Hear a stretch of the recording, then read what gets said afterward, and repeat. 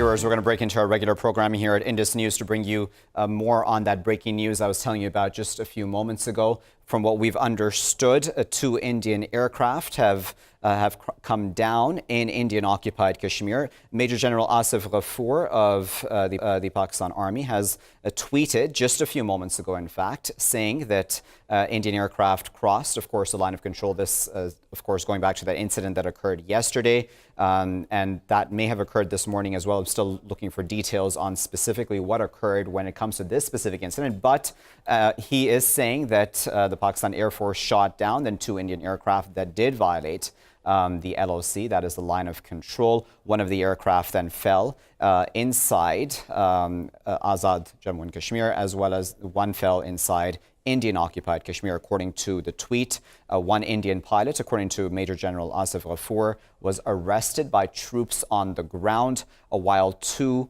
in the area itself. We are, of course, waiting to see what more details we can understand about this, but there's a lot of context here. Of course, we know, as we'd been covering yesterday, that Indian aircraft intruded into Azad Kashmir.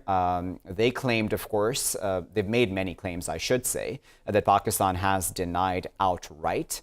Pakistan then showed images of any damage, which was, of course, minimal because the payloads of those Indian aircraft came down in unpopulated areas, thankfully, and so there was no casualties and or damage to infrastructure in that specific intrusion by the Indians into Azad Kashmir over the line of control. But of course, the events of this morning are important as well. Pakistan, all Pakistani officials, really, all the way from the Prime Minister to the military spokesman to the Foreign Minister and others, said that Pakistan reserves the right to respond, as is, of course, its legitimate right to defend itself and its sovereignty. And so that in that context, then, what's occurred right now and the breaking news that we're seeing right now is not a complete surprise in that specific context, though, of course, what exactly occurred in this incident, we're still waiting for.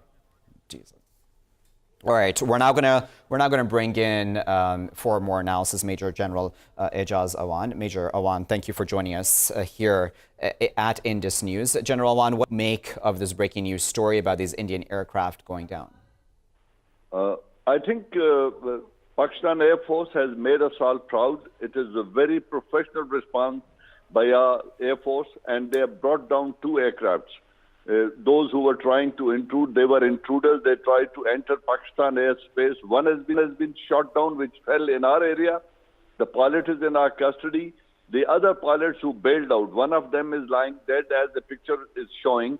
But the other 2 who bailed out, they are in the area. The search parties have gone after them.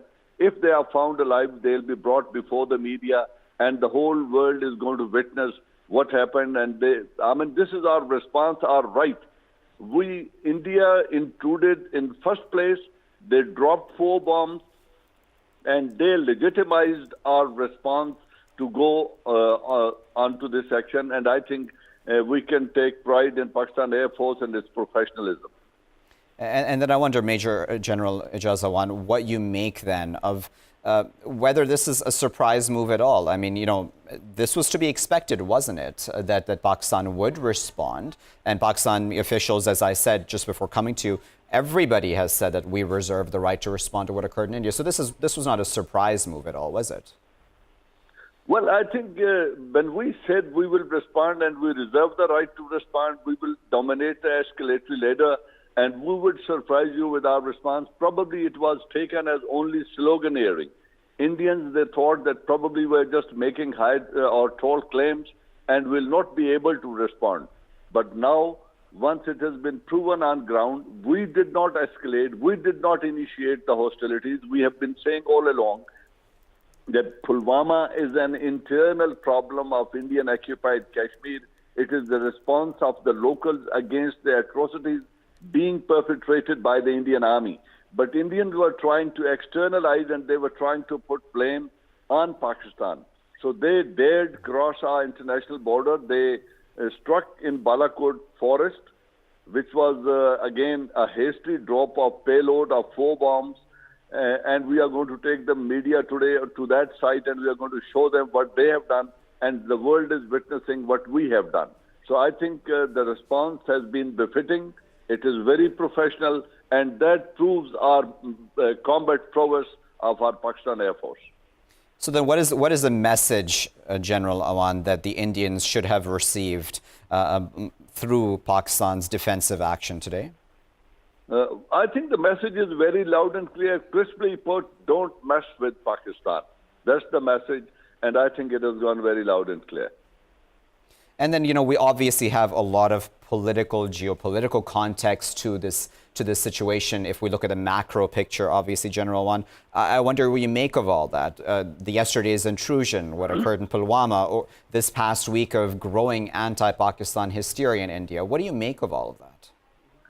Waqar, look, Pakistan was trying to be very reasonable, very rational, and we tried to convey to India that the regional environment do not allow us to go into combat. We are sitting with America and we are trying to restore peace and facilitating restoration of peace in Afghanistan.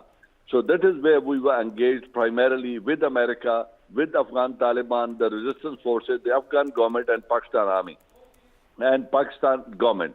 Now what happened, India was feeling left out. Then they were unable to suppress the indigenous movement in Kashmir. So they tried to externalize it. That was their second disappointment. And the third one was they had lost, the Modi government had lost election in 4 states. So their political acceptability was going down because I personally feel Modi government harmed the secular stance of India and they were becoming highly unpopular. So to make up for all this, they built a war hysteria and they tried to put ilzam on Pakistan and they thought probably we are going to be just a pushover. So they took a liberty and I think they have got a very befitting response. I am proud of my Air Force. And one more question, if I may, General Awan. I'm wondering at this point then, going forward, what happens then in the coming hours and the coming days? Do you think that the Indians, now that they've seen this response, as you said, that the Pakistan's message to India is don't mess with us, does India then step back? I think it's a million-dollar question how the things are going to move on from this point onward. One is that both the armies are professional, they are large-scale armies, there has been no ground mobilization so far, but this could lead to escalation further. The ground troops may be moved forward, but India is going to repent that kind of adventure as well because their rare area securities in Kashmir would become a problem for the Indians, and international community would get alarmed because both sides are nuclear powered, and any miscalculation can lead to a disaster in this region where 1.5 billion people are residing in these two countries. So I think the better sense must prevail on the Indian side, and we have done what we had to do. They have got the response, and now is the responsibility of the international powers to be, they should intervene and they should stop this conflict because people of this region, they deserve a better quality of life. Yep. We need peace in the region. We are not doing warmongering, and war is not the solution to this problem. But primary issue of the Kashmir needs to be addressed, which is a flashpoint between the two nuclear points, two nuclear powers. So I think it must be attended to the issue of Kashmir to have a lasting peace in the region. Okay, General Awan, of course, we appreciate your insight. Let me voice this conversation, viewers. We're now joined by former Ambassador Ashraf Jehangir Qazi. Ambassador Qazi, thank you for joining us here at Indus News. Of course, Ambassador, you know about the breaking news this morning. What is your reaction to what's occurred? Well, the Indians have made a series of claims of having come in, destroyed camps and killed people whom they allege were terrorists. They have been challenged on this. They have not been able to present any proof in support of their claims. Our position is that, yes, indeed, they entered for a few minutes. They were challenged. And before they came across the Yellow Sea, two previous sets of Indian planes approached the border but did not cross. After being challenged, third one did cross but was chased away and dropped its payload. was unable to achieve any of its objectives, and Pakistan regards this as an act of aggression to which it reserves the right to respond at the time and place of its own choosing. So you have India upping the ante, increasing tension, causing concern all over the world because India and Pakistan are nuclear powers, and Pakistan has always sought a negotiated solution to its differences with India, even with regard to the core issue of Jammu and Kashmir. But India has sought to resolve the issue by force on its own. It has completely failed, as we all know, in Kashmir. Right. And as the General rightly pointed out, it has blamed Pakistan for the Pulwama incident without any proof at all. Yeah. And it is simply hoping that the poor image that Pakistan had in previous years developed with respect to allegations that it harbored terrorists and extremists, that it would take advantage of that, put Pakistan on the defensive, and try and score points in the run-up to its election. So, Ambassador, Modi was facing poor polls. Okay, Ambassador, I'm being told we're just going to go for a very short break. And we're going to, of course, viewers, be back with more information about this breaking news we've been telling you about this morning. Stay with us for that, please.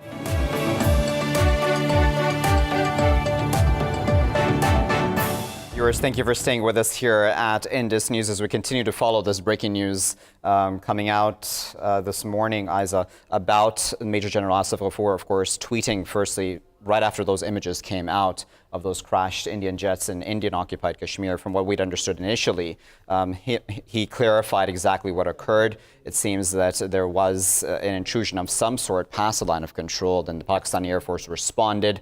2 Indian aircraft have come down, one in Azad Kashmir and one in Indian-occupied Kashmir. That's what we've understood at this point. Absolutely. We also have information from the DG ISPR and the Ministry of Foreign Affairs stating that 1 Indian soldier has been arrested. There is yet no clarity on whether this is a pilot who was related to the crash that has been arrested or across the line of control on ground. What we do have confirmed information that there were 2 aircrafts that were shot down while they violated international airspace, crossing the line of control into Pakistan. Indeed, and this is not a surprise in the sense that Pakistan did say from yesterday's events that occurred that Indian intrusion into past the line of control, I should say, and the many Indian claims that were made at that time, Pakistan said we reserve the right to respond.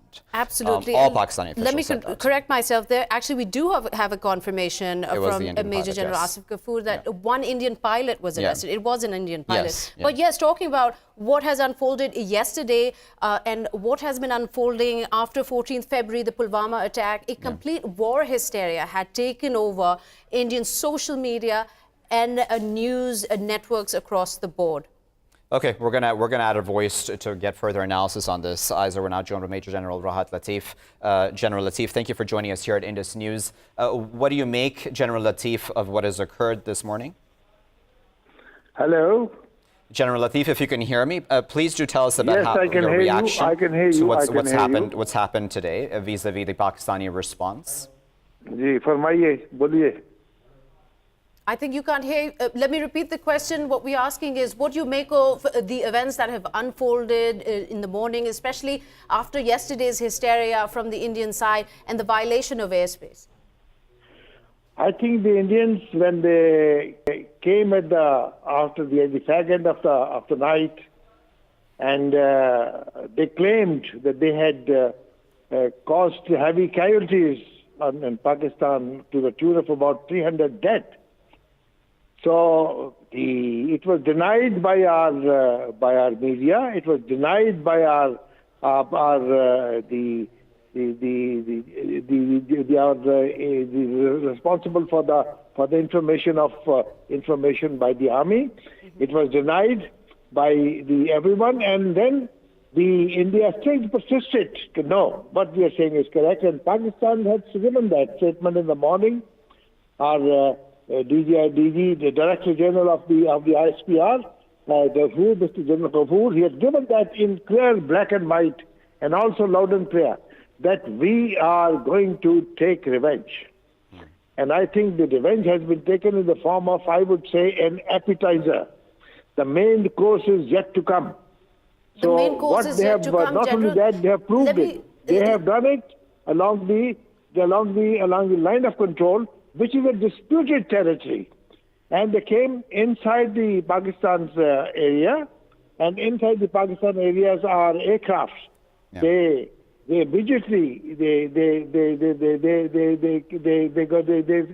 got gathered, and they started to chase them, and two of them have been dropped.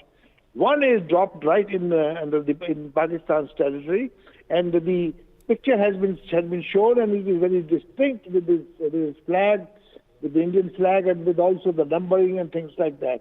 General Latif, if you can hear me, General Latif, I apologize for interrupting your train of thought, but I want to ask General Latif, what do you think the response and the message should be to the Indians at this point in time? What is the message that they have received through this Pakistani action? Do you think the Indians were not expecting Pakistan to respond to what occurred yesterday? This is called, the British call it, this is a tit for tat. I think this is a message for the Indians. Don't look at Pakistan with a dirty eye. Pakistan is a country that totally believes in peace, and this was the statement which was given by our Prime Minister right in the beginning, saying that we love peace. We are the pujaris of peace. But please, if you do something which is going to be harmful for Pakistan, we can assure you that we not only will think, but we will retaliate. I think there could be a more stronger word than this. General, sorry to interrupt you there, but I would like to hear your opinion on India. Obviously, this has been confirmed by the Ministry of Foreign Affairs that this Indian aircraft was within the airspace, the Pakistani airspace. Now, after what happened yesterday, we've also seen a lot of international voices, important voices that have condemned this action. We've seen U.S. Secretary of State Pompeo speak to senior diplomats on both sides, saying to de-escalate, and yet once again, they've crossed the line of control. How do you see this? No, but this is the line of control is yet disputed. Don't forget that. And under the Red 2 resolution passed by the Security Council, which is about 70 years old now, they're still live. They're still there. And the government of India is not prepared to come on the table to settle it. So obviously, now look at the human rights violations which is being committed by the Indian troops in Kashmir. Just look at this, what they are doing and what they have done.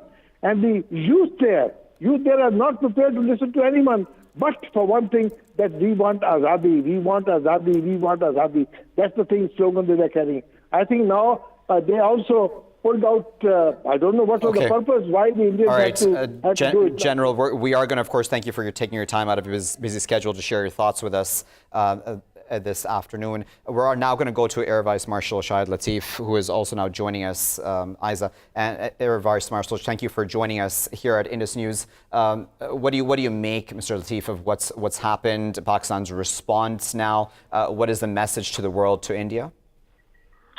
Please correct my name. I'm Air Marshal Shahid, not Air Vice Marshal Shahid. My apologies for that. My apologies. Doesn't matter. Yeah. Okay. And now the answer to your question.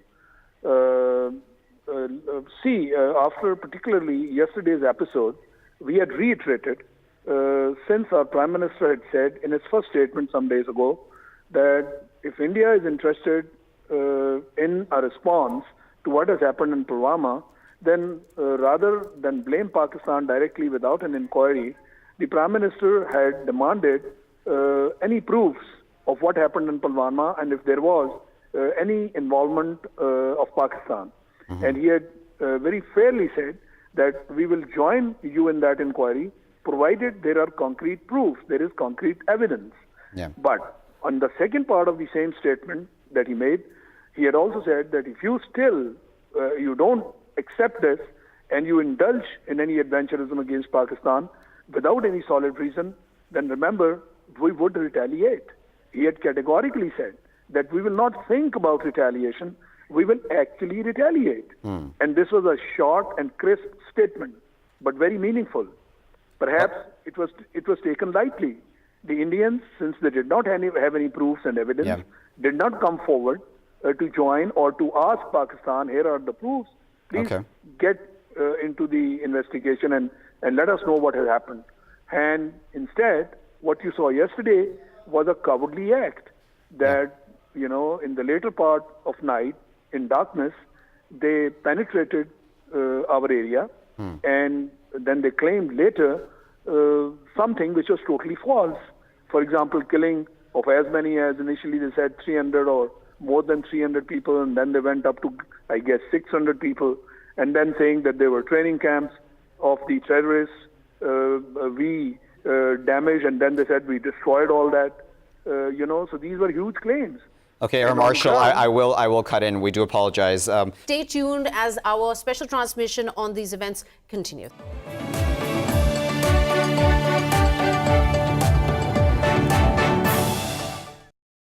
All right, we're continuing, viewers, to keep a very close eye on this breaking news story that we're getting this afternoon here in our Lahore studios about what's occurred across the line of control. Ayza, we now have confirmation from a low-level Indian official that an aircraft has fallen, but obviously he's not in a high enough position to give any more details at this point. But that's what the Indian side, for now, has said. I'm sure that there will be a higher level reaction, no doubt. Right, and he's also said that 2 bodies so far have been evacuated and search is going on. And of course, technical details as they come in, confirmed, we will be relaying those to you. Yeah. And this escalation, as we were talking about earlier, has has been increasing time and again until yesterday when India violated Pakistani airspace, crossing the line of control.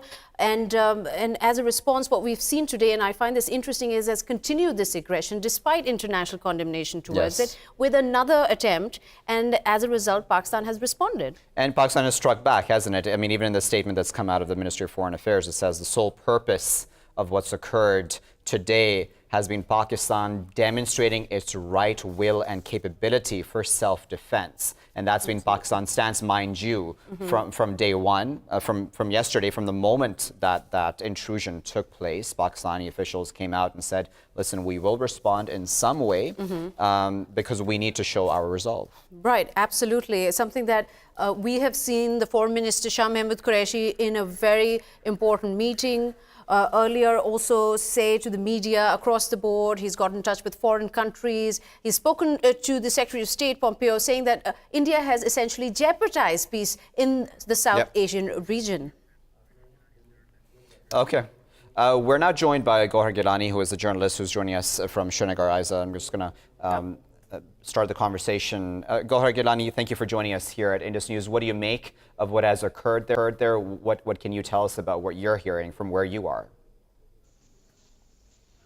Only 10-15 kilometers away from where I live in Srinagar is the central Kashmir district, which is Budgam.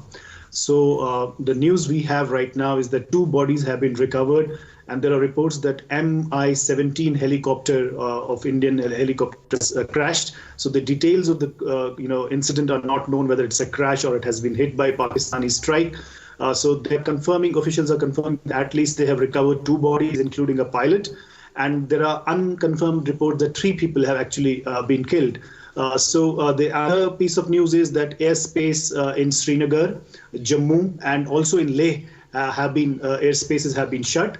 And also all inbound flights to Srinagar and Jammu have been diverted. And another piece of news is, as of now, which is confirmed, is that there is there's a meeting going on where Indian Prime Minister Narendra Modi is, meeting all high-level officials from the Defense Ministry and from the intelligence, agencies, and they're taking stock of the situation. Right now, there is no official word on what has happened on the Pakistani claim, but there are reports that as Pakistan has claimed that they have made this strike. This is they've mentioned it as non-military strike against targets, but there is no coming from the Indian side as of now. So Gowhar, I wonder then, what is the feeling right now within the territory that you're in? Because I imagine none of this comes as a surprise, right? Because Pakistani officials, from the moment the intrusion occurred yesterday across the line of control, said that they reserve the right to respond. So this doesn't come as a surprise, I imagine, to a journalist as yourself or others around you?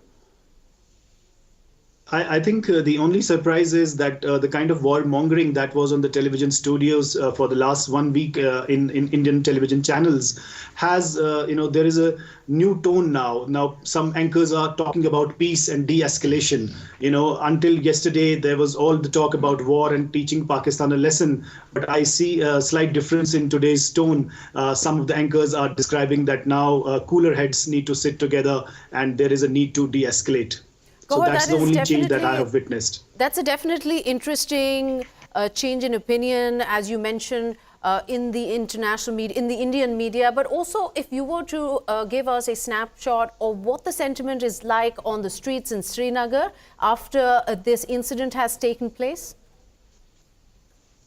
As you know, that the Kashmir's Joint Resistance Leadership, which is also known as JRL, headed by Said Ali Geelani, Mirwais Umar Farooq and Yasin Malik, they have called for a 2-day shutdown. First day is against the possible abrogation of Article 35A, which I mentioned yesterday, and the second shutdown is for the NIA raids, which are being conducted at various places on the Hurriyat activists and all political activists. But the mood in Srinagar and Budgam is that people have actually rushed to the site where this incident has taken place, whether it's a helicopter or a jet, Indian jet, we don't know. So all the people have rushed there and they're taking videos, and there is some sort of jubilation in some quarters that Pakistan has actually acted, because I mentioned yesterday that there is a pro-Pakistan constituency also in Kashmir. So there is that kind of now people are also making comments on the social media, but as of now we do not have any confirmation from the official sources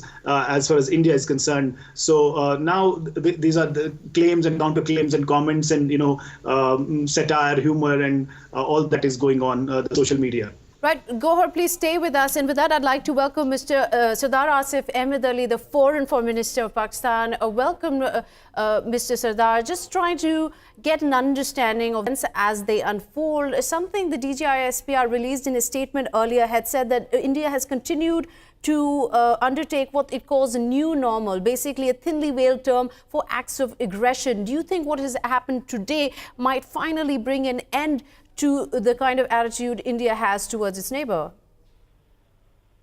You see, I think something else is happening in India. I think because of the elections and the forthcoming elections, and because of the political fortunes of Narendra Modi going down in the past recent elections, it seems that in his desperation to win the election, he is prepared to take unilateral escalation with Pakistan. So the rising tension between India and Pakistan is of his creation. Mr. Modi has created this situation, and it's very clear to us in Pakistan that all this is happening for the benefit of his election. Now, the question that is in my mind, and must be in your mind as well, and everybody else's mind, will the people of India support the warmongering of a very dangerous man today, who's having his government here? Number one. And number two, will the Indian armed forces play to Modi's rhetoric and be ready to face a war with Pakistan? So these are the two questions that need to be answered. And for the moment, I don't have any answer to that. Only time in the next few days, we will know how far he's prepared to go. So, Foreign Minister Ali, I wonder, though, as you there pointed out, the Indian Army, Indian military officials must be looking at the situation with I imagine, some alarm. What do you think the conversations are like right now, behind the scenes? Do you think that they're asking for Modi to calm down and to keep the situation calm? See, at some point, the armed forces will have to put the brakes on him, because now the things are going to go, deadly serious. There's no more a question of who wins the next Indian election. And the question that will be asked within the general headquarters of all the three arms in New Delhi will be, can India go to war or not? This will be the biggest question that is being asked. And there are many ponderables and there are many imponderable threats and dangers which will be staring them in the face. And that those dangers are pretty obvious. That both countries are armed with missiles, armed with nuclear weapons, armed even with the tactical nuclear weapons, and Pakistan is being often accused of developing tactical nuclear weapons. So all sorts of dangers are in this situation, and the situation is, pregnant with very, very serious and very, very dangerous, potential. So, and these are the questions I think would be asked in their, establishment. That, are they prepared for this war or not? So, Foreign Minister Ali, also in context of how international powers have voiced their concerns over this, we've heard China, Russia, US, the UK come and clarify their stance. If we are to look at it from an international perspective, how do you see the fallout on India at this critical time? Does it look towards isolation, maybe? Well, you see, generally the Western world, and generally the Western world as well, is not prepared to put India against the wall. Is prepared to, the world accepts a great deal what India does, and apologizes on behalf of India as well.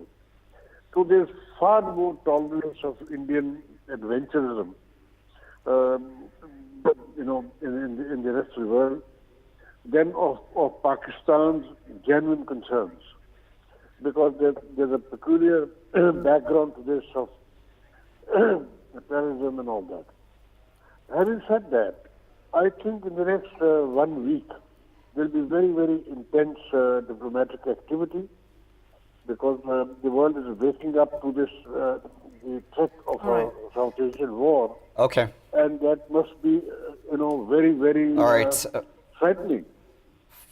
Right. Foreign Minister Ali, thank you for joining us. We appreciate you taking your time out of your busy schedule to speak to us here at Indus News. We're now joined, we're going to add another voice to this conversation, Ayza. We're joined by former Foreign Minister Khurshid Kasuri, who is joining us on the line now. Foreign Minister Kasuri, we appreciate your time as well. No doubt a busy time for you, I'm sure. Just give us your thoughts, if you can, Mr. Kasuri, about Pakistan's response today, in self-defense. Pakistan saying that we're trying to show that we have the right to defense, and we have now carried out that defense. Because India's behavior was very, very irresponsible. One day, Prime Minister of India invites the Prime Minister of Pakistan to fight against poverty, and which was, of course, a great thing. That's what the two countries should be doing. Instead, the next day, he informs the whole world that he's violated Pakistan airspace and makes bogus claims of inflicting damage. But regardless of that, I think Pakistan had made clear that whereas it wanted peace in the region, but if it were attacked, as the Prime Minister of Pakistan had said in his first speech, in which he spent 4 minutes talking about peace and just 1 minute in the end saying that if there was aggression, Pakistan would respond. So this was after the aggression against Pakistan, violation of its airspace. Pakistan exercised its right. Now it's not clear at the moment whether the Indians are saying, because there's contradictory reports, but one thing is clear, but the PAF has said that it's already arrested one pilot. So if the Indians are saying that Pakistan's violated Indian airspace, Now, if that were the case, why would the pilot be in Pakistani custody on Pakistani territory? Exactly. Of course, you can attribute it to the fog of war. But the fact is that if there is a pilot in our custody, regardless of the claims that India makes, one thing is clear, that Pakistan Air Force has established, as it did in 1965, that if provoked, then it would respond in the correct manner, in the manner that the nation expected it to in the defense of Pakistan. Thank you. All right, thank you so much. There we were speaking to former Foreign Minister, Mr. Kasuri, and it's interesting what he said, especially in light of what Pakistan's stance has been post 14th February, where even in the Prime Minister Imran Khan's speech, 4 minutes talking about peace, and just the last minute talking about any retaliation towards a misadventure, military misadventure by India. And you know, even after the Pulwama incident, Ayza, it was interesting, wasn't it, that Pakistan from day one has asked for transparency, saying, listen, bring forth the evidence, let's investigate together, let's not throw around accusations, and that too such serious accusations. Let's talk about this face-to-face, either privately or publicly, however the Indians would want to do it. So Pakistan has throughout this process asked for transparency up until obviously what happened yesterday. And then after that, obviously, when that escalation did occur, then obviously Pakistan said, listen, we do reserve the right to respond, but even then, it was diplomatic, wasn't it? It wasn't. It was, you know, even now, it's quite a measured response. It's a very even at this measured, point in time. absolutely. Now, you know, we can reflect on it in so many ways from international relations point of view, but also before we get into our own analysis, let's bring in another voice that we have on the line with us.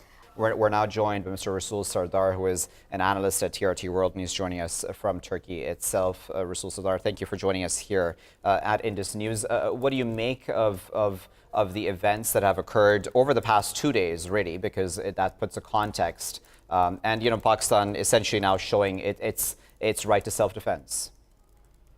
This is, I think, pretty related to the Indian internal dynamics, domestic dynamics. As India is heading toward an election, I think the Prime Minister Modi wanted to create a heroic image about himself and somehow increase the nationalistic sentiments through the Indian nation and to somehow turn that into the popular votes for himself. But it's a very much dangerous game, both for India and of course for Pakistan as well, because he should have known that this will be a grave mistake, violating the airspace of a sovereign country and bombing the location into the territory of a sovereign country, especially a country like Pakistan that's very much proud. He should have thought of that is going to be a grave mistake. And, you know, they introduced into the Pakistani airspace and bombed some of the locations within the territory of the Pakistan. And Pakistan was very much clear. I remember even a couple of weeks ago, Prime Minister of Pakistan, Imran Khan, had a press statement and simply making it clear for India that if they attack to Pakistan, Pakistan will not think of retaliation. It will retaliate. So it was a clear message to India, and Pakistan offered India to create a kind of joint investigative team as well to go through the event to find the true responsibles, those who were involved with the attacks and so on. But India did not got that option or did not get that opportunity. Instead of that, it chooses to be aggressor toward Pakistan. And today, so I think dangerous, but on the other hand, sometimes when you are between two choices, whether to pick your national pride or national sovereignty or risk, I think the national sovereignty is the priority, because otherwise, if you do not retaliate, then it creates a tradition, and whenever that country has any internal problem, to solve it or to make people to forget it, they will violate your airspace, they will violate your territory, and it's going to be a tradition. The customary international law is being shaped by the state practices. Yeah. Right, so Mr. Rasul, Sorry to interrupt you there, Mr. Rasul. What's also interesting is that this comes at a time just a few months before general elections are going to take place in India. The campaigning has already started, and we've seen, in a way, this attack is seen like almost like the military was used, the Indian military was used by the government for a publicity stunt. Yeah, definitely, and that's why I'm calling that as a dangerous game. Unfortunately, some countries, like India, they go through such a methodology, which I think it is quite dangerous for the region. And from now on, I think the international community should step down and try to calm down the situation and find the mediators between two countries. It is interesting because there is a very much interesting military balance between two countries, and there is a lot to lose both for India and for Pakistan. I think India got a clear message that the sovereignty of Pakistan is not a matter of the game, and such actions have the consequences. And I think India has faced that. So it is the time really for the Security Council of the United Nations also to have an emergent, the urgent meeting. Okay. And on the other hand, countries like, for example, Turkey, who has good relations with both countries, should immediately step in and to find. And I'm glad you brought up that point about Turkey, Rasul. I just wanted to let our viewers know that these images that we're getting right now, as we can see on our screens, are in fact some of the latest images we're getting of the crash site, I believe, of those downed Indian aircraft. Rasul, Serdar, I wanted to come back to you, and as you made the point about Turkey, we can also talk then about other international players, right? We can talk about the OIC, we can talk about the United Nations. Pakistan has already said it will and has already brought forth a complaint to the UN, but the OIC is a big player as well in this region. What do you think the OIC should do, will do going forward? Here is that. You know, India is an economical giant as well, and sometimes the economy plays very much crucial role. In this sense, I think the advantage when it comes to the international community, the advantage lays down with India because it has a power somehow to twist the story and to manipulate the story through its lobbies and so on. That's why Pakistan should be very much careful. On the other hand, the power balance between India and China is somehow making the USA to be supportive toward India. That's also another factor. Let me welcome another guest who's just joining us, Mr. Muzzammil Thakur. You're a political analyst.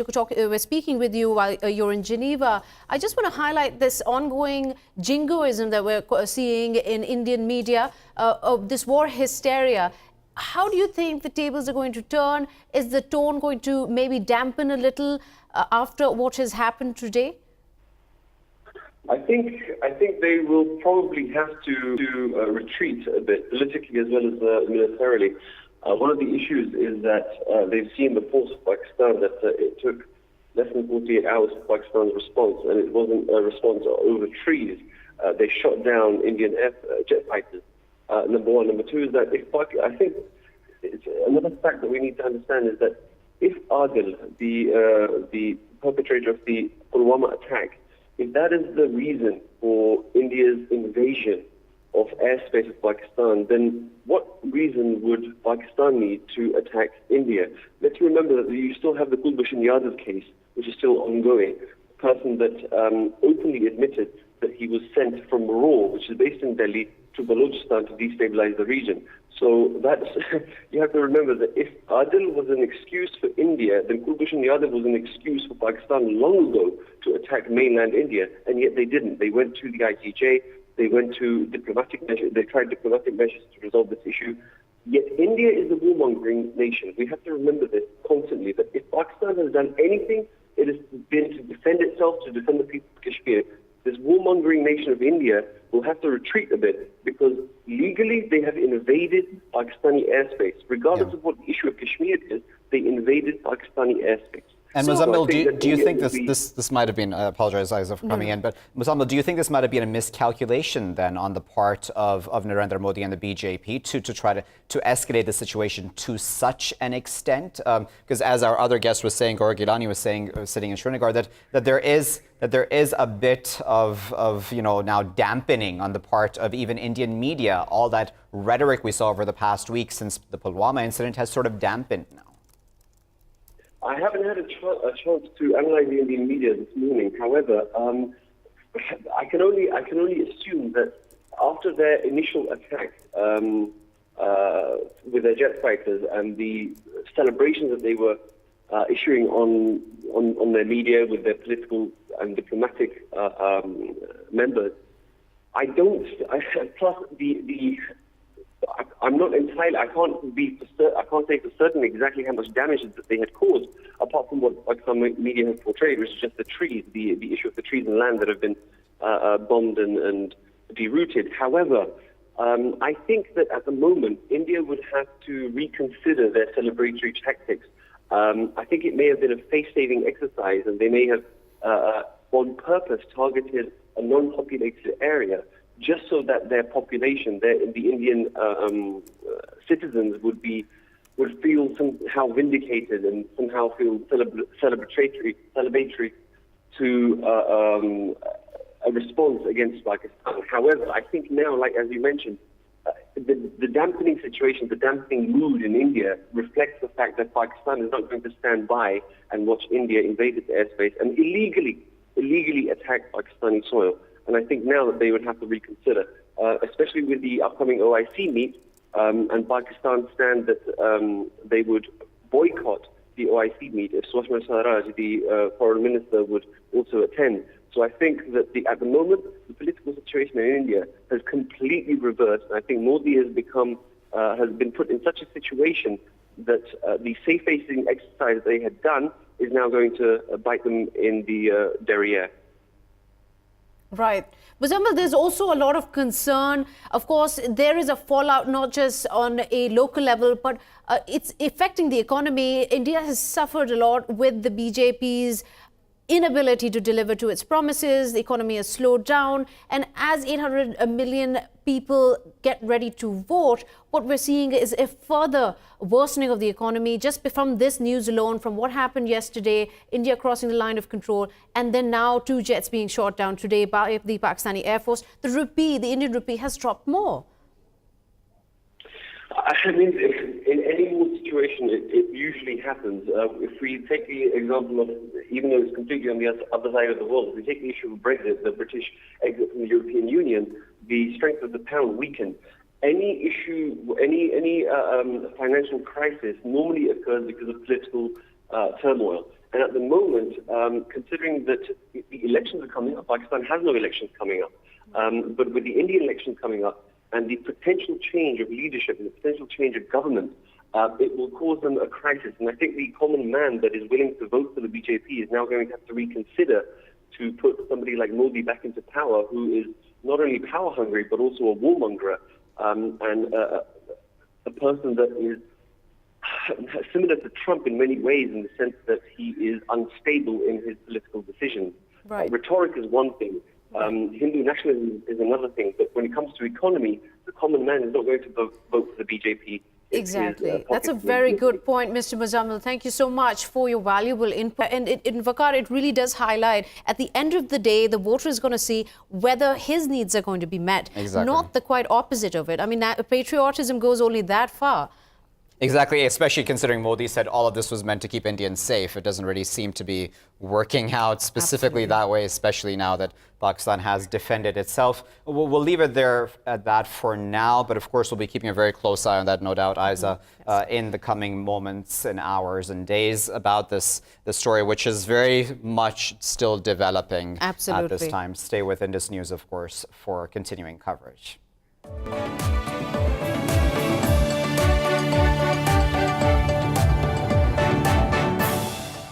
Viewers, thank you for staying with us here at Indus News. We're keeping a very close eye on this fluid situation. Pakistan today defending itself, bringing down 2 Indian aircraft. Ayza, what we've understood right now is that number of how many may have been arrested Pilots and or might have been killed, arrested, yes. Between there 2 might and be 3. More than, right, 2 we'll to have 3. to obviously wait for confirmation for Absolutely. when we get to speak to our correspondent. We do have our correspondent there who has been through the conference that just took place, the press conference by the DG ISPR that has confirmed and clarified some of the details. Of course, we don't want to speculate until we have the confirmed reports. But yes, it has been a developing story after once again we saw Indian aircrafts violating the line of control, crossing over to the Pakistani side of Kashmir and being shot down as a result of that. And in the news broadcast just before we came on air, they actually played part of the images that have come out of at least one of those pilots or 2 of those pilots that have been captured by,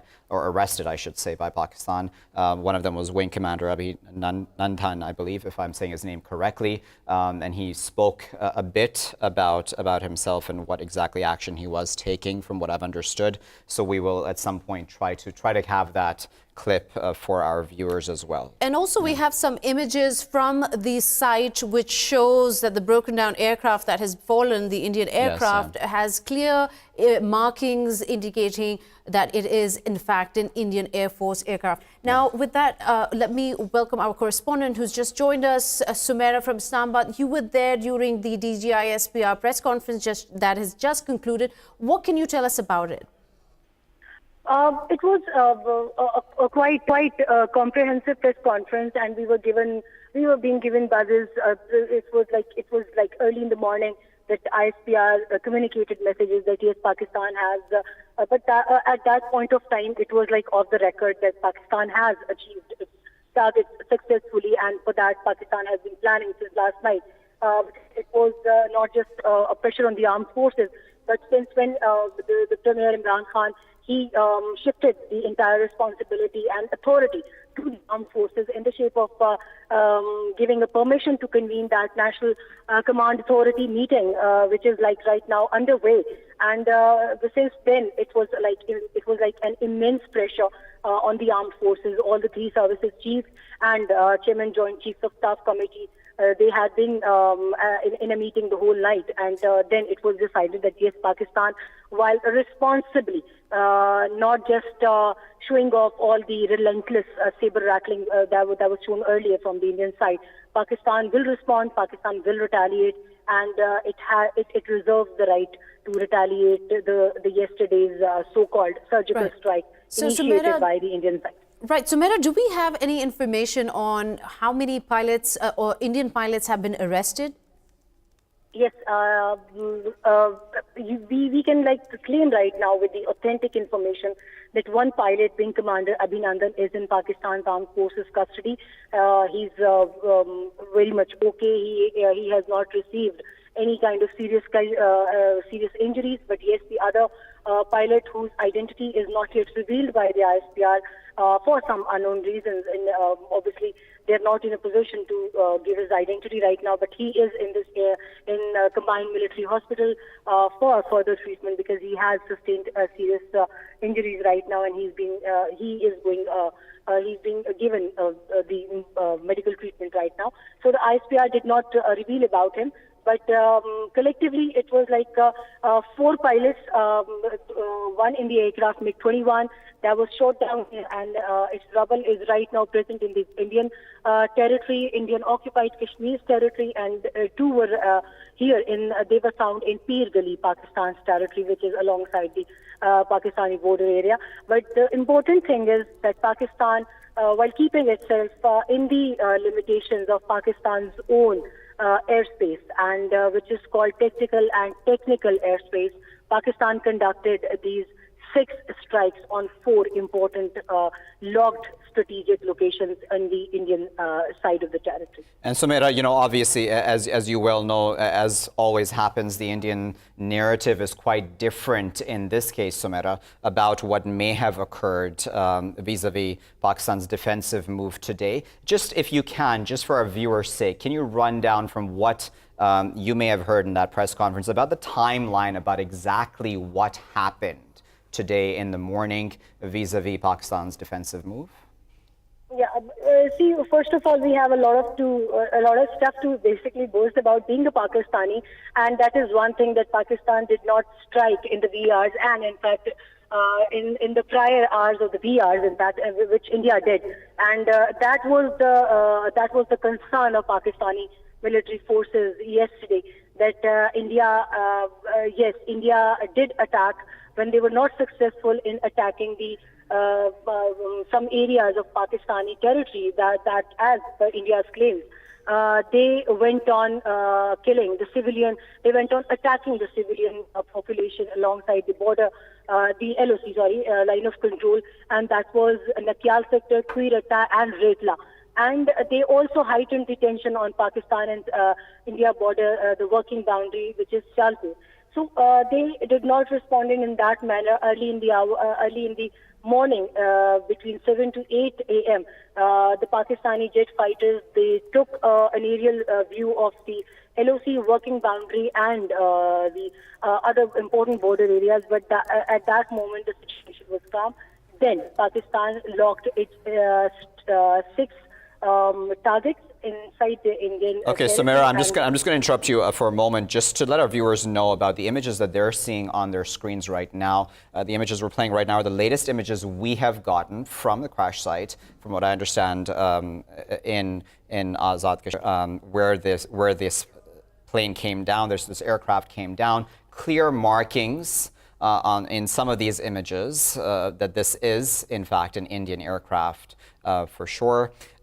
This, of course, goes against some of the narratives that are coming out of India itself, Ayza, which, of course, is an interesting factor in all of this whenever something like this does occur across the line of control. Yes. It is, and I would like to highlight here, before we come back to you, Sumaira, how there is such a sort of almost a myopic approach to covering news, and this is where the responsibility of being objective is very important. What we know as factual information is that there were 2 aircrafts that were down, 2 Indian aircrafts. Yes. One fell within Azad Jammu and Kashmir, and one fell on the Indian-occupied side of Kashmir. And what we're hearing on the other side is a completely different story. It's just a matter of time before the international news reporters on the scene can confirm this again. Exactly. I mean, it's all about the evidence, right? It's all about the evidence. As we're showing those images, it's all about the evidence. It's right there. The markings are right there, the Indian flag and otherwise markings that I'm sure experts are better at, of course, deciphering. And so those are all very, very important factors in all of this. I guess we should go back to Sumaira. Sumaira, about these 2 aircraft, Sumaira, that have come down. One, of course, in Azad Kashmir, as we know, and the other in Indian-occupied Kashmir. Was there any details, or were there any details given specifically about how that occurred, what that operation was like? See, it was, I can in fact say yesterday, yes, it was a confusing situation as Pakistani, across the nation, there was a demand from the Pakistani armed forces, why didn't they retaliate? So today the situation is quite clear. As per Indian claims, there is no opaque process being carried out by the Pakistani armed forces.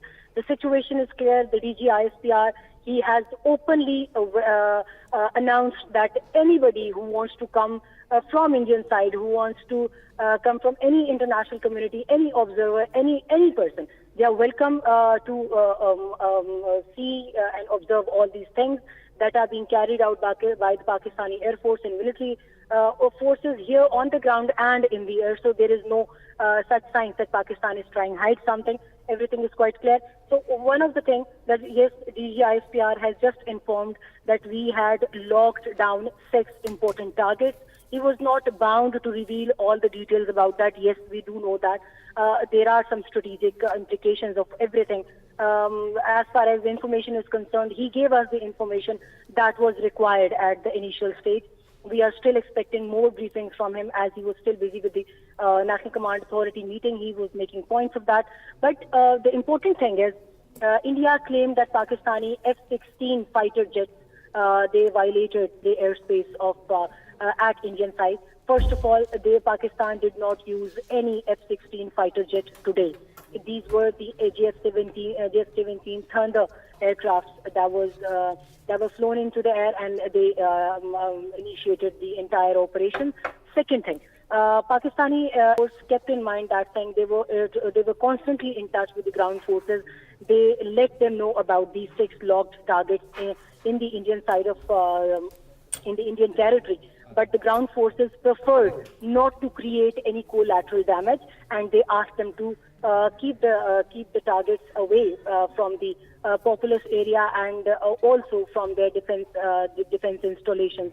That include their arms depot, that was their some administrative infrastructure, and there was some important army military posts on the border area. But Pakistan preferred not to be irresponsible. They conducted the entire operations in the plains, and it was on a lighter note. The DG ISPR said that yes, we have taken revenge of our trees, and that was destroyed yesterday in the Balakot area. So the third and most important thing is that we all should keep in mind that it was a distant hit. It did not violate any technical airspace of India. So this is a very important thing that we should make our masses to learn that what is the difference between technical and tactical airspace. It is like 10 kilometers from the border area, and it is called technical airspace. But if Pakistan intrudes into the Indian airspace, that is called till the 10-kilometer area. Once again, it is called a tactical airspace violation. But Pakistan did not commit both of them, and still it achieved its targets quite successfully.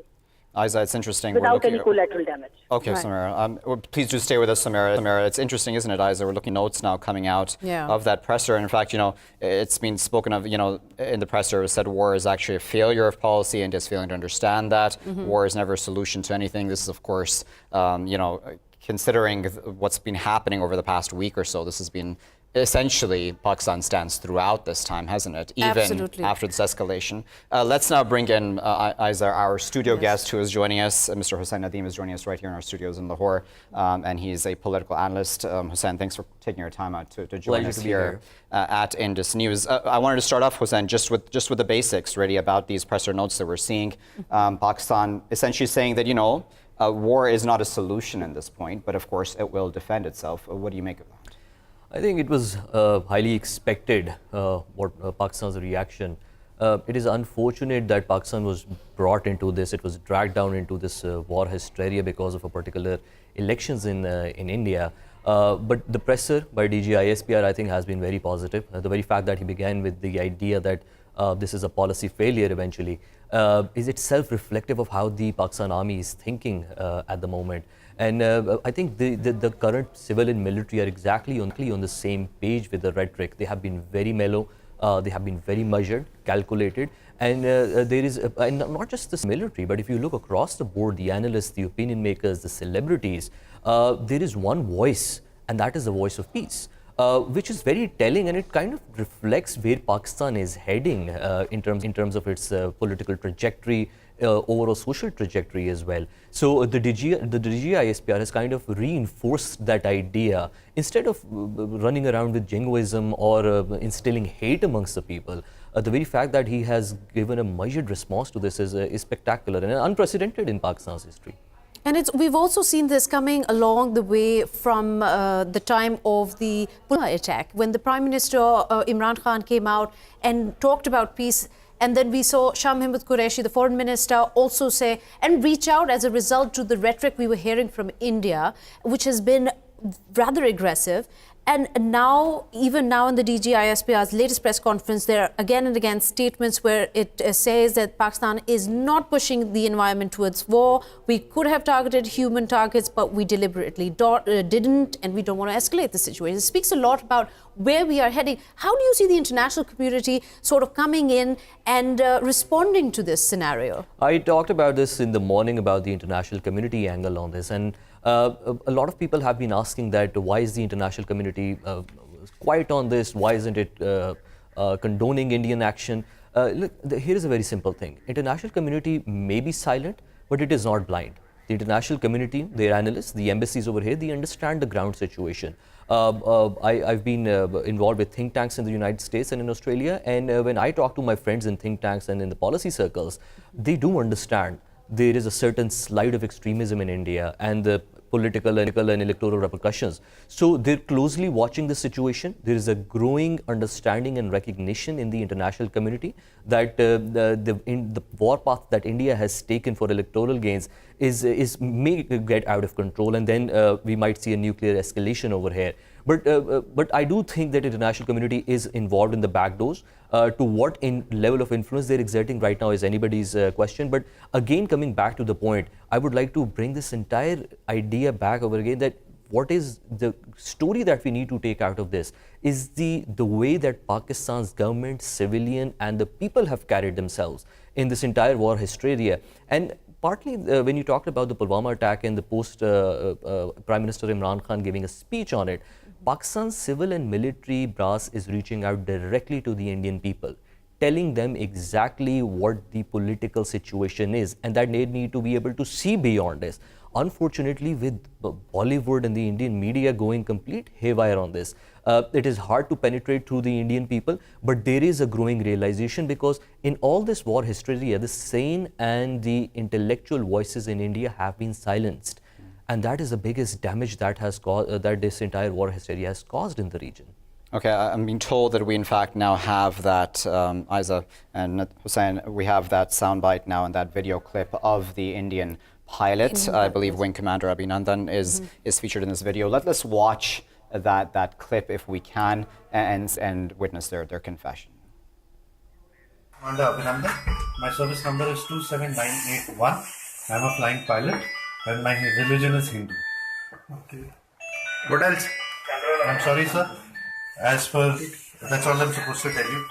Okay. Wing Commander Abhinandan. Yes. Squadron? I'm not supposed to tell you that, no? Okay. How's that best effect? Don't worry, tell everything. Am I speaking to an officer?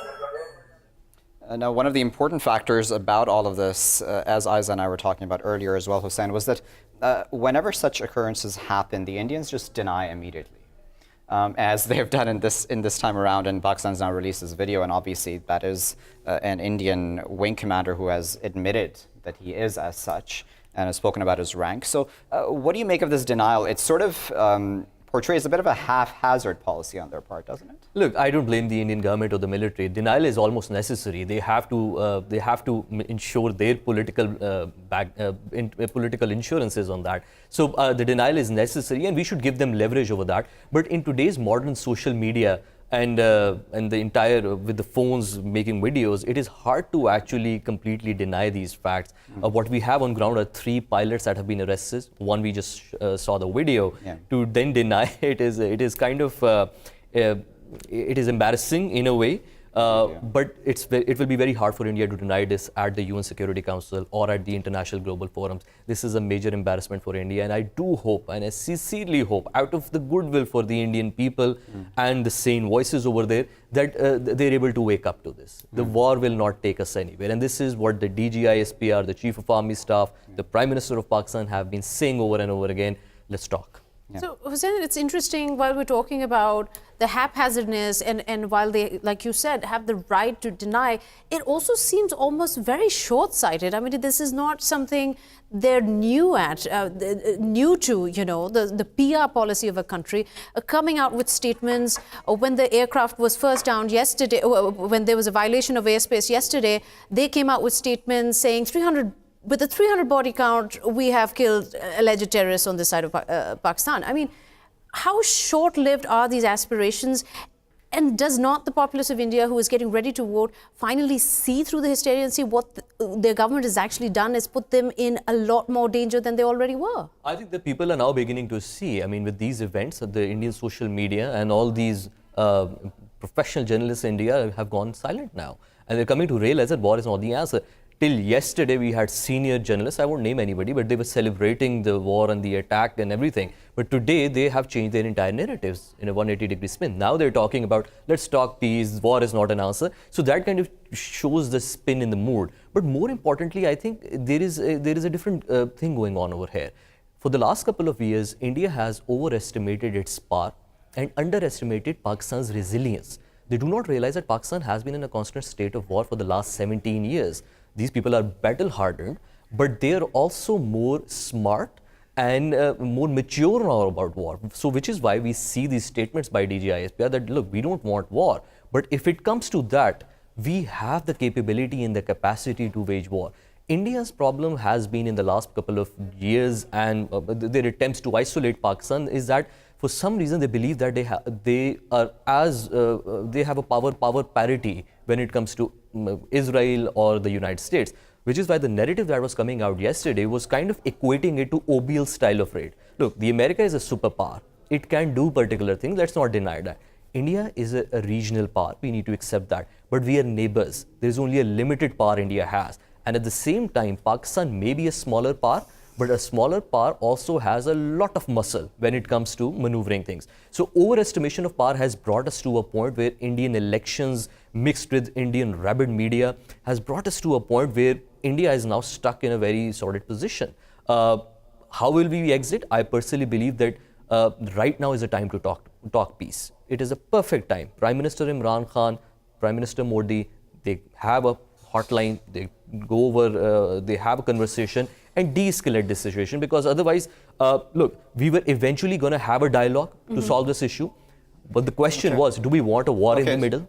Do you think, and I imagine there is some level of communication between the two governments at this point, we don't know obviously at what level that may be specifically, but what do you think that conversation is like right now? Because obviously we know that the context of all of this, there's a number of things we can talk about, Gulbhushan Yadav, we can talk about the Indian elections coming up. There's a lot of pressure, I imagine, on Narendra Modi and the BJP right now. What do you think he is thinking? What do you think his party is thinking at this point?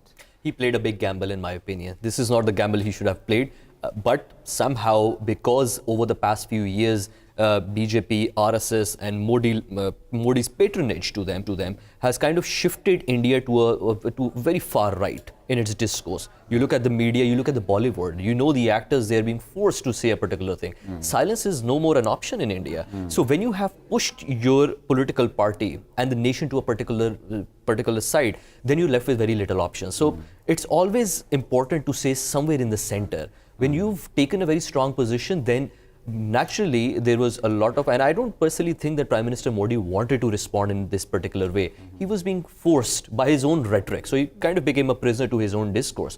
When that was done, what he was left with now is a situation where India is now embarrassed at the international stage. You have 3 pilots in custody. You have two jets on ground. How do you get out of this?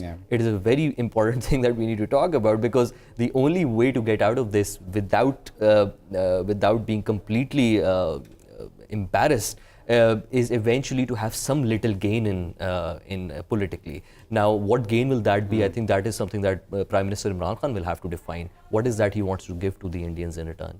But right now we're seeing a complete silence when it comes from the Indian side. There is still expectation of some kind of press conference to be held as the head of commands there are meeting together to come up with some kind of response. And till that happens, time and again we have heard from different quarters, whether it's the DGISPR or we've seen the political leadership continuously say we have the right to defend our sovereignty. This was not us encouraging war. We do not encourage war. We do not want to escalate the situation. What remains to be seen is where the international community steps in. And interestingly enough, the Taliban spokesperson, Zabiullah Mujahid, just earlier on gave a statement that this is affecting our peace talks. I mean, right now, this is a bigger issue for them, obviously, but they are directly being affected by this tension. There is so many overlapping issues going on. You see, for last 17 years, Pakistan has been involved in this war in Afghanistan, where you had a total distraction from India, where you, with the border with India and the tensions in India, had kind of like pacified in a lot of ways, which unfortunately India took an advantage of and further isolated Pakistan at the global stage. What we have right now is, for the first time in 17 years, there is a likely chance for peace in Afghanistan, led by Pakistan, and Pakistan is getting a global recognition. The entire discourse of specifically Prime Minister Imran Khan that we need to have a dialogue with Taliban is getting traction all over the world. It is such a strange time for them to have a war with India. Exactly. And with that, Hussain, I'm sorry, I'm going to ask you to hold that thought. Let me cut to Ambassador Zamir Akram, who's on the line with us.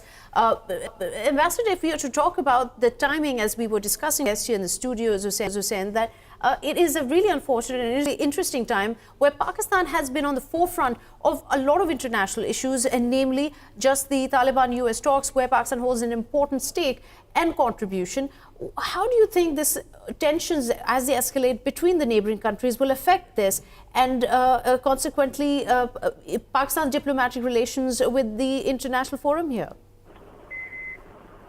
that the Indians would not be sorry if this has a negative effect on the Afghan talks, because the Indians, you should remember, are not in favor of these talks between the US and the Taliban, because they see the Taliban as being aligned to Pakistan, and for that reason are upset that this process of dialogue with Afghanistan and the US, between the US and the Taliban, could lead to a peaceful settlement in which the Taliban would have a major role. So this serves their purpose to try and scuttle this process of dialogue by causing this diversionary issues here. But that is not their main objective. Their main objective is basically internal.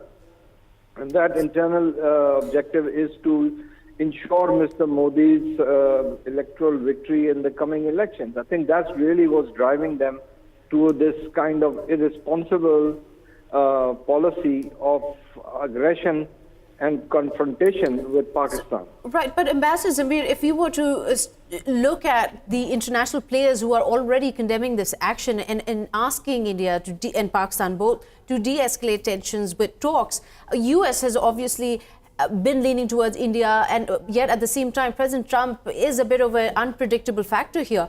But these Taliban-US talks are very important to the US right now. They can't really afford for these to be compromised in light of what is happening here.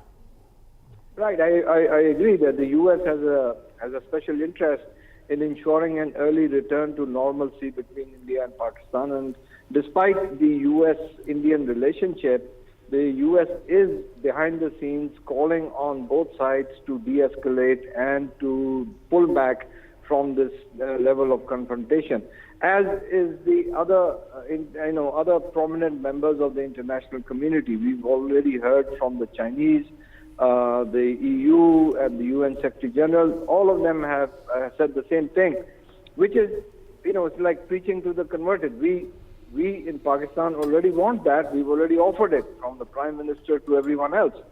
So it's actually an issue whether or not the Indians are going to be convinced by this. Okay, so let me go back to our studio guest, if we can. Hussain, talk about international fora for a moment. Pakistan yesterday said, we've already sent a complaint to the United Nations. Will the UN act at any level beyond just condemnations or beyond just rhetoric? Do you think that there will be actual pressure put on India to de-escalate its actions? I think behind the closed doors, yes, not on official statements, because UN is in a very strange position itself. Its powers have been seriously reduced ever since President Trump has taken over the office, and frankly during the President Obama as well, UN has kind of lost its mandate and credibility on a lot of counts as well. I mean, this is not for me to delegitimize the UN, but in terms of real political power, UN has kind of taken a dwindle. I think key players that will make a difference over here is the United States, China, and Saudi Arabia to a particular extent. OIC has already condemned Indian actions and have asked both parties to restraint, which is again a very balanced statement. But I think China will play a major role, and the United States is already in touch with India over this. So I think we can expect more strong statements from the United States. I won't think that they would condemn India, but they would try to de-escalate the situation, because US is right now pressed with the Afghanistan issue, and they do not want anything to be derailed, because the elections in the United States are also coming. And President Trump has I want to interject here, Hussain, if I may. You're talking about the UN and what effective role it can play. I'm in my interpretation of where its mandate really becomes sort of lost, if I may, is the veto power. Now, if India was to even effect any kind of veto favor in its favor, it would be from the US, obviously. But here there's also China on one hand and Russia on one hand, and all three stakeholders, do you feel like, could they afford to not side with Pakistan on something which is right now very clear as day, that it is an international violation by any standard done by India? I think there are two things to this. One is the principal stance on who's right and who's wrong on this. I think there is a very clear understanding, and I've talked to my friends in the US diplomatic circles. There is an acceptance that Pakistan has not been completely wrong on this issue. It's not like they completely support Pakistan, but they do have a particular sympathy on this specific issue on Pakistan, and they understand the dynamics that India is going through because of the election. So that is one thing. The other thing is the political and the discursive part, where the UN actually comes in. The UN, I think, is, again, that is a big problem. What official statement will be listed down and jotted down, that is going to be a big problem, which I don't think we can see in the near future. But in terms of the other aspects where the US has, there is a particular need of Pakistan in the Afghanistan theater, I think that is going to be the critical key where US will have an interest to de-escalate the situation. Sumaira, let me ask you about that. Was there any mention, and tell us, in fact, about if you've been hearing about what these diplomatic efforts that Pakistan has been making are? We know there have been conversations between the foreign ministry and a number of countries around the world. What can you tell us about that, Sumaira? Yes, there are numerous efforts right now underway, and if you can see that in a single day, our Foreign Minister Shah Mahmood Qureshi has been engaging all the foreign envoys in Islamabad, and not just envoys. He's engaging in telephonic conversation all the wherever he reaches successfully. He's trying to reach all his counterparts in the other countries. He has been calling everyone. He's been trying to engage the other governments through their foreign ministers and ministers for external affairs. And for that matter, I think on the foreign front, I think Islamabad is planning we have done it earlier. We have been inviting all the foreign envoys present in Islamabad, and I think we are doing it again because this course of action is quite important to clarify Pakistan's position right now. Although the action taken by Pakistan to retaliate yesterday's India's so-called fake surgical strike, I think the situation is much clearer in front of this international community. But today, as DGIFPR once again requested the international community to play a pivotal role in the escalation of this heightened tension, for which Pakistan is obviously not responsible. And if Pakistan wanted, it was in a kind of such a strong position to attack some of the Indian important installation across the border quite successfully, but Pakistan, being the responsible state, did not do it, just to open the eyes of international community to look into the matter. Okay. And there was a special call on UN, the United Nations. They should play their important role in such a situation where Pakistan is repeating. Yep. Pakistan has repeated time and again. Okay. So, Hussain, coming back to you quickly, also as we're talking about the international community playing its role, the foreign minister, the Chinese foreign minister, in response to the Indian foreign minister during this very crucial summit where Sushma Swaraj has left for China, is attending, between Russia, India and China, has gone ahead and said that we believe that Pakistan has always been opposed to terrorism. How do you see this statement coming at this crucial juncture? I think it is very important. It kind of tells you the conversation the Chinese are going to have with the Indians. There is a realization within the Chinese establishment as well, now that we have more deeper ties with China, that it is not in the interest of Pakistan to continue on a particular path. This entire narrative around Pakistan of state-sponsored terrorism, it is now coming out to be more obvious that this entire narrative was built over the period of years. When Pakistan was talking about peace in Afghanistan, it was somehow being equated as Pakistan's support for terrorism. Now that narrative is gone, it is dusted. But continuing to build Pakistan's narrative based on that is a misconception. I think it is for Pakistan to actually push through this entire idea that, look, this is what we used to say for the past 17 years, and we were labeled wrongly for this thing. And this is now what we are saying, and this has to be accepted, that Pakistan is basically a flag carrier of peace. Right. Not terrorism. Absolutely. Now, this is, like you mentioned so succinctly, that this is a crucial time for Pakistan, especially related to the rhetoric that has been going on, that Pakistan has been associated with terrorism. Pakistan itself has fought a very long war, has lost billions in fighting this war, and hundreds and thousands of people have lost their lives as a result of this. Exactly, and no doubt we'll be discussing this, of course, in the coming hours as well here at Indus News. Stay with us, viewers.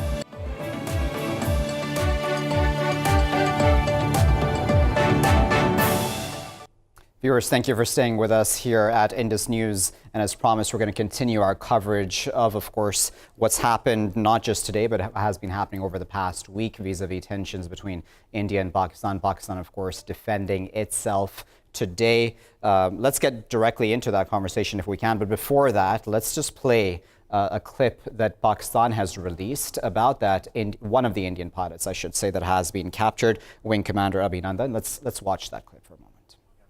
Commander Abhinandan. My service number is 27981. I'm a flying pilot and my religion is Hindu. Okay. What else? I'm sorry, sir. As per, that's all I'm supposed to tell you. Okay. Wing Commander Abhinandan. Yes. Squadron? I'm not supposed to tell you that, no? Okay. Tell everything. Am I speaking to an officer? All right, that clip there of Wing Commander Abhinandan, and of course he's been captured. We do know that there are, from what we're understanding, 3 pilots total that have been captured, but of course that number may change if we get different information here at Indus News. Let me now introduce our guests who are in-house specialists. We're joined by Mr. Hussain Nadim and Mr. Tom Hussain, both political analysts, of course, with wide-ranging experience, of course, in several fields related to politics and journalism, etc. Tom, if I may, I'd like to start with you and get your thoughts about how this has all played out since yesterday. Obviously, we had that intrusion across the line of control, and today we've had Pakistan respond in kind where Pakistan has said this is not retaliation. They've been very careful about the wording, but the press release, as you well know, was that, this is to show that we have the will and resolve to defend ourselves. What do you make of that? Well, I think India is beginning to realize that it's made a mistake. They thought that probably that they could exact revenge, whatever that is supposed to mean, and that Pakistan would resort to purely diplomatic responses. But Pakistan has followed through on what it said it would do yesterday. The meeting of the National Security Committee, chaired by Prime Minister Imran Khan, clearly decided that they were going to respond, but they have responded according to their interpretation of the facts. So while obviously it appears that there has been a further escalation, in fact Pakistan's response is within the parameters of how it has described the Indian intrusion of yesterday. India has discovered that they can't get away with it. And when they sent more intruding aircraft in response to Pakistan's airstrikes, delivered from its own airspace, they were shot down. Now, Pakistan's military spokesman was very clear yesterday. He said that India should be prepared for a big surprise. They just got it.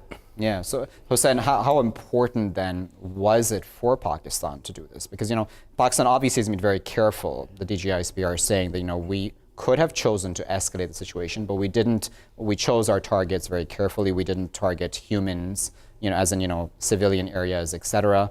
Pakistan being very careful, even in the words, even in the presser, as Sumaira Khan told us earlier, and as we've seen in this presser notes that have come out, war is not the way forward, we want peace, etc. That's been consistent. But at the same time, how important, as Tom said, was it for Pakistan to make this stance? If I was to wear my academic hat and look at this through a discourse analysis of the statements coming out of Pakistan's military, the GHQ, the civilian side, they're not doing this out of any glorification of war. They're not doing this because they are aggressive power. If you look closely at the choice of words they're using, the defensive, even if you look at the body expressions, it kind of tells you that it is a painful decision for them to make. This is not something that they want to do, but they're being forced, they're being dragged into this. And this is exactly what we see today when the... And who is dragging and forcing them? The Indian elections and the Indian media that is completely going haywire at the moment with this war hysteria. They're bringing the two nuclear armed states next to each other for a war. And I think this is a painful decision for the Pakistan's military. But this shows one thing as well, that they want peace, but they're ready for the war as well. And that is a very important message to make. The reason why this was an important thing, the retaliation, was because otherwise it would have set a precedent.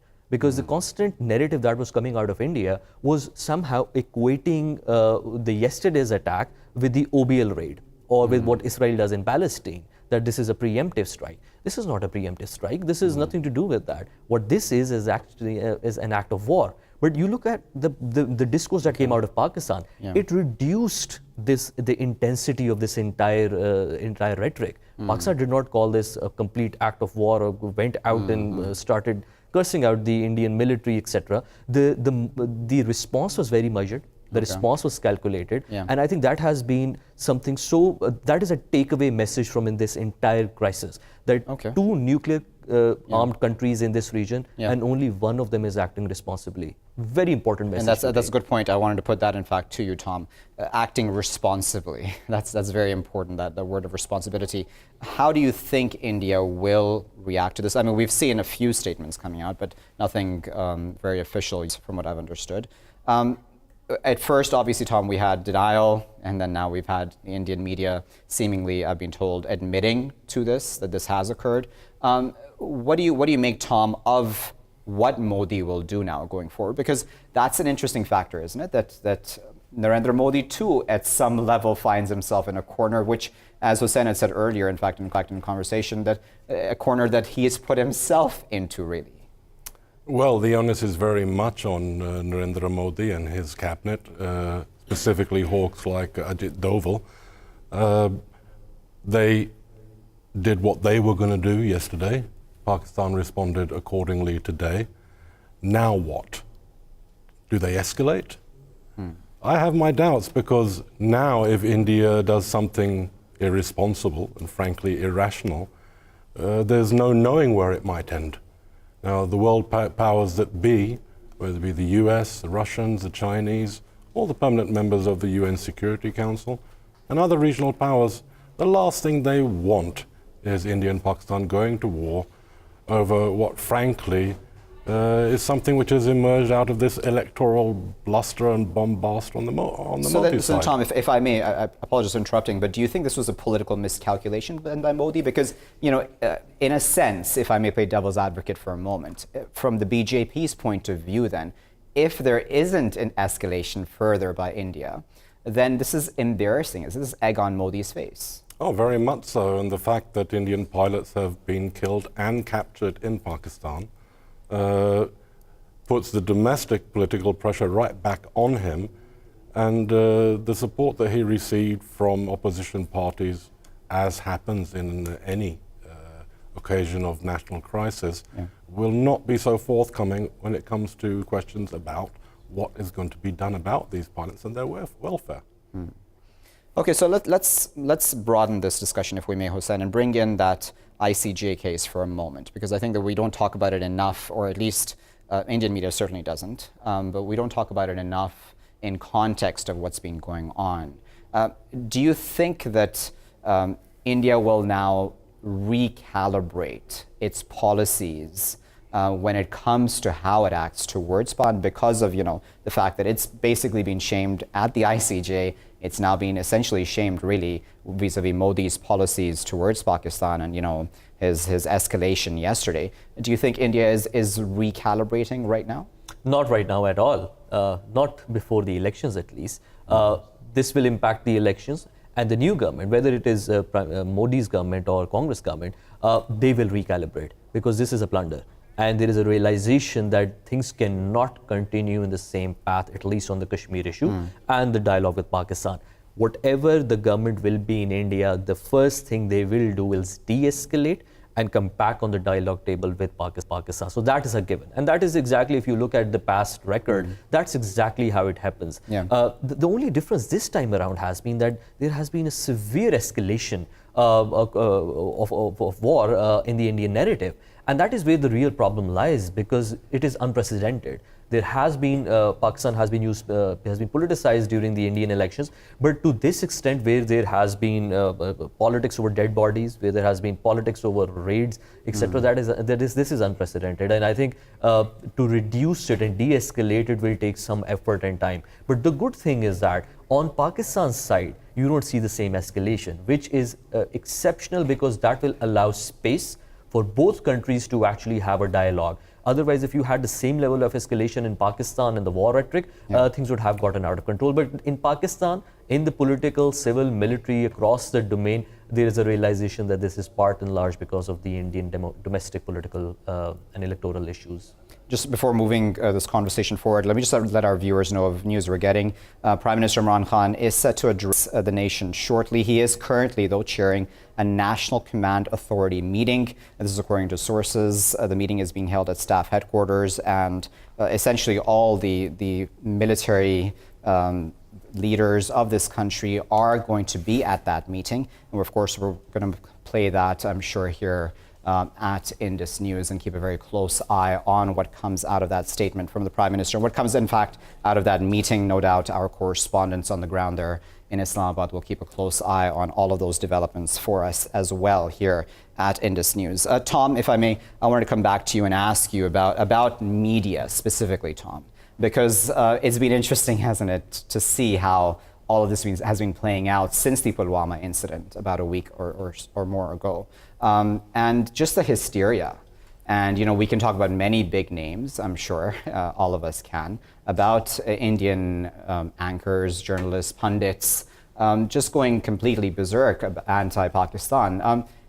What do you think they're feeling at this point in time? What is their thought pattern right now? Do you think it is to try to de-escalate as well, or will they continue down that path? Oh, I think that they will do whatever they need to do to remain popular, whether it's in terms of likes or retweets or whatever you may have on social media. But I think they've completely lost sight of the function of the media. Patriotism, of course, you would expect that an Indian journalist would be patriotic towards his own country, as we in Pakistan would be towards ours. But that comes with a very heavy responsibility to bear. Our job, and their job, is to provide the facts, both sides of the story, independent analysis, and let the audience, let the reader, the viewer, take the decision on what they see as being, happening. But if you're there as a cheerleader to whip up a frenzy, I'm afraid you're simply not a journalist, and you should step off screen. Okay, so let's then talk about the international community. I know we spoke a bit about this, Hussain, in our previous conversation in the past hour, but when it comes to the international community right now, we have, for example, the OIC. The OIC has invited India as an observer at the very least. We know that Pakistan has said it will boycott that summit and meeting. What do you make of the international response so far? There's been calls for restraint for both sides. Pakistan has gone to the UN as well. Will any of that bear fruit? What are your thoughts about the diplomatic front in all this? I think we should not look this in an isolation. You have to contextualize this in the past similar events. Previously, the international response over these such incidents have been very much against Pakistan. They've been very hard on Pakistan as state sponsor of terror, or Pakistan as an irresponsible nation with the nuclear weapons. But this time around, a lot of people have been questioning this issue that the international community is silent over Pakistan. I see this silence as actually positive for Pakistan, because while the international community may be silent, it is not that they don't see or they're blind to what exactly is going on. Take any report of human rights right now that is coming out of India over Kashmir, and you'll see the exact narrative that is coming out. There is a problem. The international community is growingly recognizing the issue of Kashmir.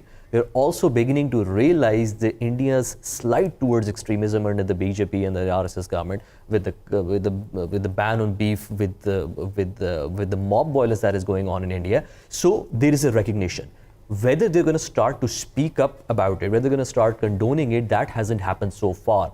But behind closed doors, under the diplomatic channels, there is a surety, there is clear recognition, and India will find itself increasingly isolated in this region and globally if it continues this path. India is a very big country, it is a diverse country, and it cannot afford this level of extremism that is going on in India. Okay. I'm just going to interrupt you, Hussain, for a moment because we're out by Mr. Masood Khan, who is the president of Azad Jammu and Kashmir. And Mr. Khan, thank you for taking your time out to speak to us here at Indus News. What are your thoughts, Mr. Khan, about what has occurred over the past 2 days?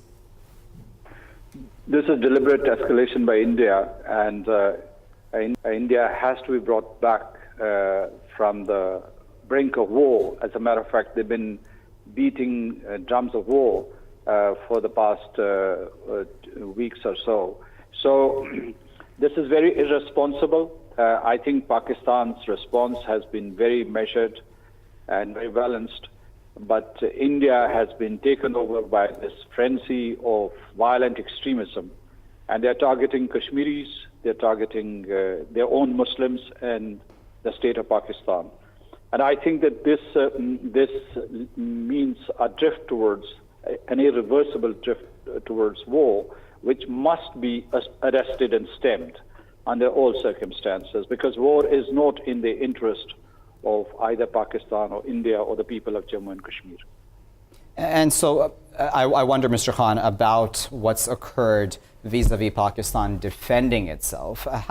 What is your assessment of how important it was for Pakistan to do that at this point in time? Do you think India was not expecting that to occur? Well, you see, what Pakistan has done essentially is to demonstrate its capability. As Pakistani spokespersons have said, that they haven't retaliated against the Indian aggressive move yesterday. They just want to demonstrate their capability, their military capability to defend their territory, and they have done so successfully. In fact, there's a hint that these terrorist attacks against Pakistan are engineered in India, and therefore Pakistan also reserves the right to take aim at targets inside India. But Pakistan has responsibility, and so have the people of Azad around the world. So the victim, though it is the perpetrator of in the history and crimes against humanity. Okay, it seems we're having some slight audio difficulties there with Mr. Khan. Mr. Khan, if you can hear me, I just wanted to, if I can, ask you one last question about Azad Jammu and Kashmir itself. We have seen continuing Indian violations across the line of control. Just today as well, reports have come out about such violations, apart from, of course, the downing of the aircraft and specifically about that case. What do you make of those continuing violations across the line of control? That, of course, has been a long-standing issue, hasn't it? Well, India has been deliberately targeting civilians across the line of control, and they destroy houses, they kill civilians, they target livestock also. We are used to it, but this present escalation is unacceptable because they have violated airspace of Pakistan and Azad Kashmir, and they want to be the judge, jury, and executioner, and this would not be accepted by the resolute and valiant people of Azad Kashmir. We will repulse. We are ready to repulse any attack. We reserve the right to take retaliatory steps in self-defense. But we still want to invest our time and energy in diplomacy, in dialogue and engagement, and therefore we appeal to the international community, particularly the United Nations, to step forward and to take preventive steps to stem this drift towards war and restrain India from pursuing its path of aggression. Okay, we appreciate, of course, your time, Mr. Khan. And General Mansha, tell us about what your thoughts are about Pakistan's actions today that it's taken in defense. I'm sorry, there's something wrong with the voice. Okay, let me come back to our studio guest, and we'll try to get that line cleared up with General Mansha and come back to him when we can. Tom, let me start with you, if I may. After what we've heard there from the president of Azad Jammu and Kashmir, essentially reassuring that that Pakistan is ready to defend itself, that even through the continuing violations that have occurred, as you well know, Tom, as well, many, many years of violations across the line of control. But what specifically occurred this time around was a huge escalation. What do you make of then, in that case, how measured this response has been? Because that's been an important factor, right? We were all waiting to see when everyone yesterday said, officials, that is, that we will respond, we will retaliate in some fashion. We were all waiting to see what kind of retaliation. What does that mean? What are your thoughts on that? Well, I think it's particularly meaningful that after issuing the statement yesterday, Pakistan went ahead and acted within a matter of hours. They haven't let it lag. They haven't let it drag. They've hit back the way they said they would and shifted the onus entirely onto India. And it's up to India now to take the next step or not. If it does, then India bears responsibility again for whatever actions are taken. And if India doesn't act, then it's Modi's government which is going to be left, as you put it, with egg on its face and just purely be unable to handle the reaction diplomatically. There is a lot of feedback coming from the international community, none of which is pro-India per se. Rather, it is everyone, whether you're talking about the United States, China, Russia, you name it, are saying one thing. They're saying, please de-escalate. Please do not take any further actions which could lead to serious endangerment of peace and stability in South Asia. People are primarily concerned within the diplomatic community that this does not turn into a full-fledged war, especially because there is no evidence that has been presented by India to support its claims that there was any involvement from Pakistani territory. Okay, Tom, I'm just going to cut in. I do apologize. We are now, I believe, joined by retired General Mohammad Mansha. I'm going to try to speak to him again. General Mansha, pardon me, if you can hear me clearly now, I wanted to get your thoughts, General, about Pakistan's actions today in defense and what kind of a message this has sent, not just to India, but to the world. I think the action of Pakistan was absolutely in order, and this is what was clearly stated before, and it was clearly conveyed to India that no aggression will be accepted, and the escalation ladder will be dominated by us. And I think they have absolutely acted upon as per the policy given out by the leadership, and this is a very loud and clear message, not only for the Indians, but for the entire, that is a community of nations, that Pakistan is going to accept no kind of aggression whatsoever, and it will go to any limit for its defensive survival. And it has all the right to do that, and I believe now it is the time, not only for the Indian, some sane individuals within, but the entire international community to act upon. And it is the USA in particular I would urge upon them, because they have a strategic alliance with the Indians. They have a direct interest in the region in view of the Afghan issue.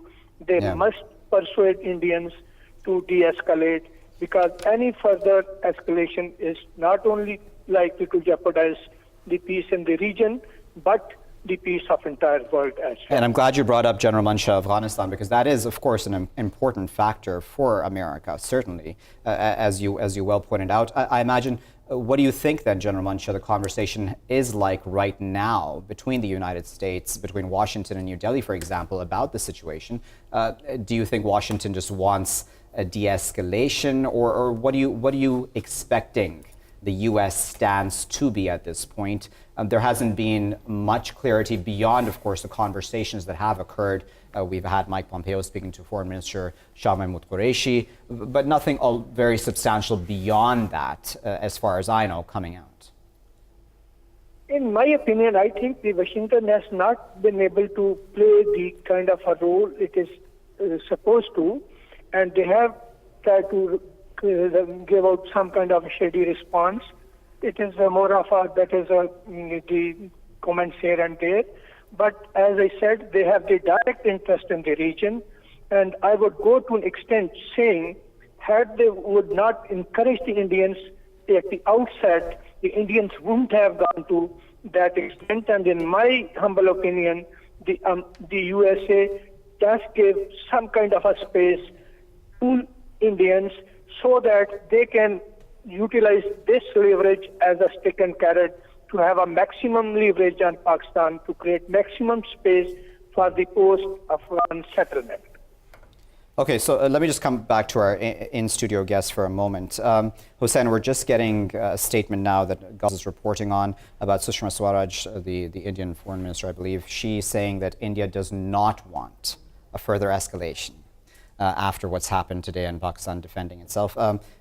Seems that India has gotten the message, Hussain? India has gotten the message, and that is a very unexpected statement to come out at this stage of the hour. I think India, it reflects a certain shake-up within the Indian foreign policy establishment and a way to de-escalate the situation. So it's a good statement, and we need to appreciate it. Whether it will be followed by action is the key concern. But it does reflect that some sanity is prevailing within India, and I hope hopefully it will come out of that. Tom, what do you make of that statement? Well, I'd view it slightly differently. The statement by Sushma Swaraj was made in the context of her attending a trilateral summit with the foreign ministers of China and Russia in China. She made her speech, and it pretty much fell on deaf ears as far as the host China was concerned. The Chinese State Councillor and Foreign Minister Wang Yi very clearly responded in saying that, as far as China is concerned, it knows that Pakistan does not support terrorism, and he again expressed the hope that Pakistan and India could resolve this situation without tensions being escalated anymore. So she was speaking in that context. Okay. Whether she's actually in real time in the decision-making loop of India's government is another question altogether. Thank you for that context, Tom. That is very important. Let me bring in another voice to this conversation, joined by former Ambassador Javid Husain. Ambassador Hussain, thank you for joining us here at Indus News. Ambassador, what do you make of the developments today, as well as that statement out of Sushma Swaraj, as well as Indian reaction overall? Well, I think India, despite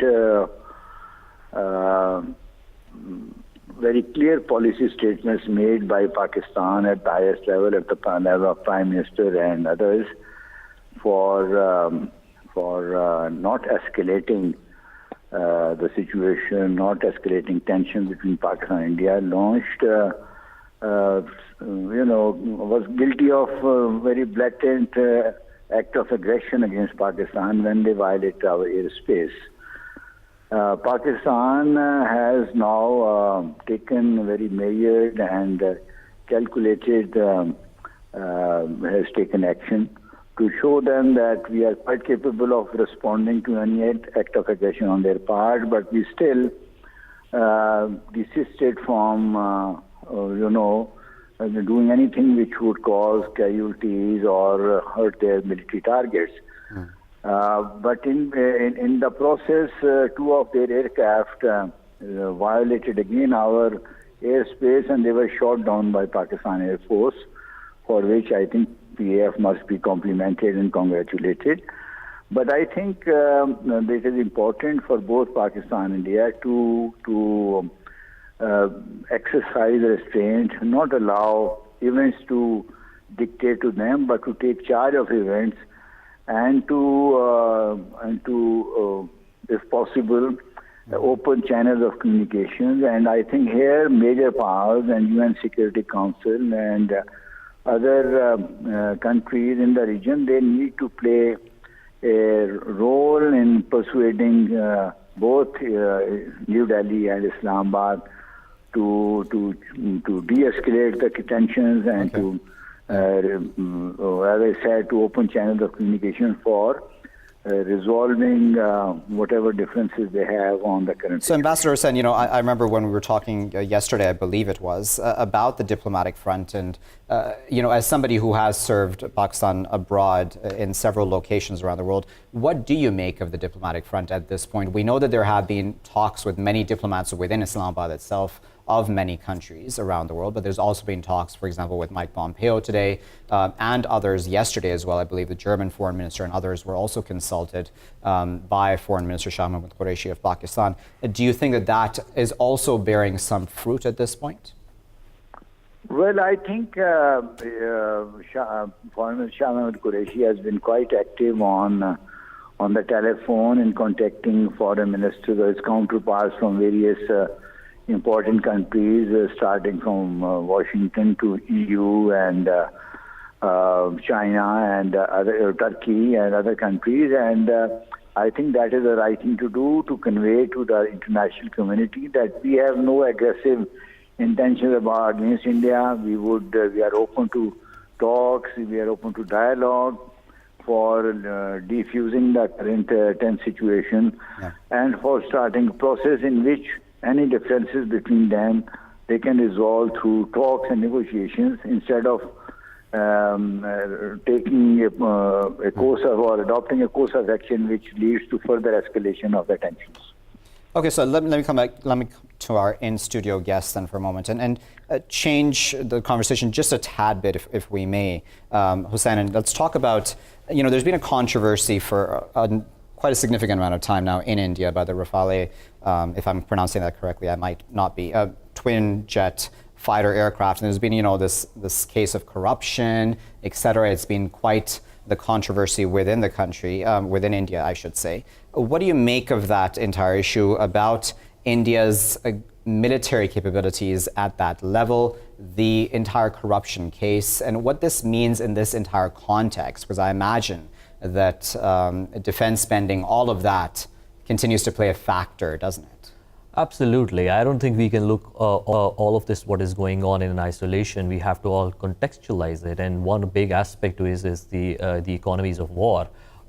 This entire escalation, the entire war hysteria, how does it benefit the military-industrial complex in India, which is considerably taking part, specifically if you look at the undercut deals that were happening in the case of Rafale deals, and the way the corruption was done by specifically selecting a particular service provider for that. So we cannot isolate these events and look at it in complete different way. We need to contextualize it and build on it to see what exactly is going on. Does this escalation somehow feeds into that? Is it a diversion? Does it provide a rationale for the Indian military and the IAF to increase its capacity and capability? Because under the state of emergency, we have already seen how things can be escalated and how things can be benefited by a particular regime. I'm glad you used that term, military-industrial complex there, Hussain. I wanted to put that just before coming to you, Tom, to Ambassador Hussain as well. Ambassador Hussain, if you can hear me, I just wanted to ask you about the Rafale twin jet fighter aircraft and, the controversy about corruption within that deal, and then military-industrial complex, especially in context of what's occurred over the past week or so. Well, I am not aware of, I don't know which corruption scandal you're talking about in India.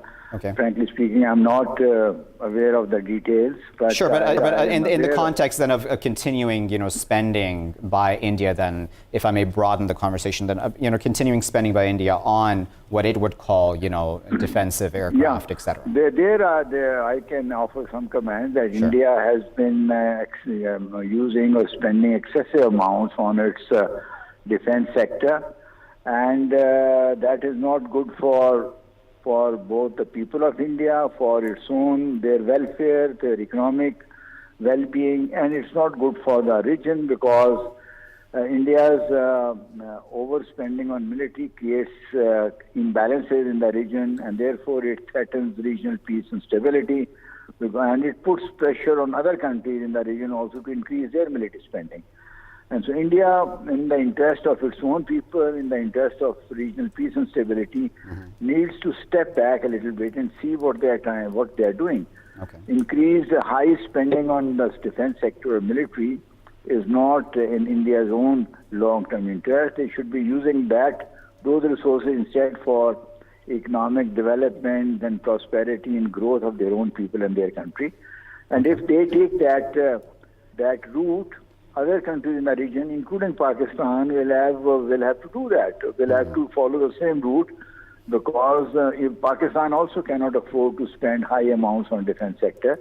And since India is the biggest country in South Asia, they need to play a leadership role in giving this lead to their own country and to the rest of the countries in the region, that what is really important is economic development and economic well-being of their people, rather than spending. And that's a very good point you've made there, Ambassador Hussain. If you allow me, I wanted to put that to General Mansha, who I believe is still with us. And I wanted to get your thoughts, in fact, about not just that Rafale deal itself, but just military-industrial complex, spending on military by India, etc. Okay, as regards the controversy which you were discussing about, I'm not very sure about. There have been some rumors here and there, but that remains their internal issue. Yes. But let me state that we must not underestimate the Indian conventional capability. They have a very, very potent capability. They have spent a huge amount of budget on their defensive capability, and that is what actually is bugging their mind. They want to exploit it. They want to take an advantage of it, and unfortunately, fortunately for us, that advantage is being denied to them. They have not been able to establish their supremacy in the region. They have spent a lot, and as a result, the masses have suffered. There's a huge population which is living below the poverty line in India. So might be in Pakistan, but we are still a shade better than them. But fortunately, on our side, we are mindful of this, and there has factually no increase in our defense budget for almost 1 decade now. It has been just the same level which we were maintaining almost 10 years ago, and there has been no increase in our defense budget, and Pakistan has been restraining only to the bare minimum, that is their potent defensive credible capability, which they have demonstrated. But what India and what the other global nations must understand, that is the difference.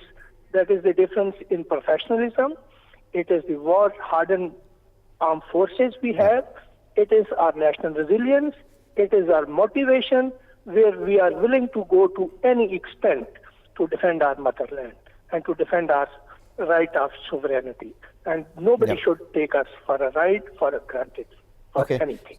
Tom, what are your thoughts on that? You've been listening to our experts' thoughts on India's military spending, and I believe I just read an article yesterday, and it was comparing military spending between the two nations, and it is genuinely quite vastly different, and that does then go back to priorities, doesn't it? About how what a nation prioritizes, and it seems that India is prioritizing ever more military spending. What are your thoughts on that, Tom?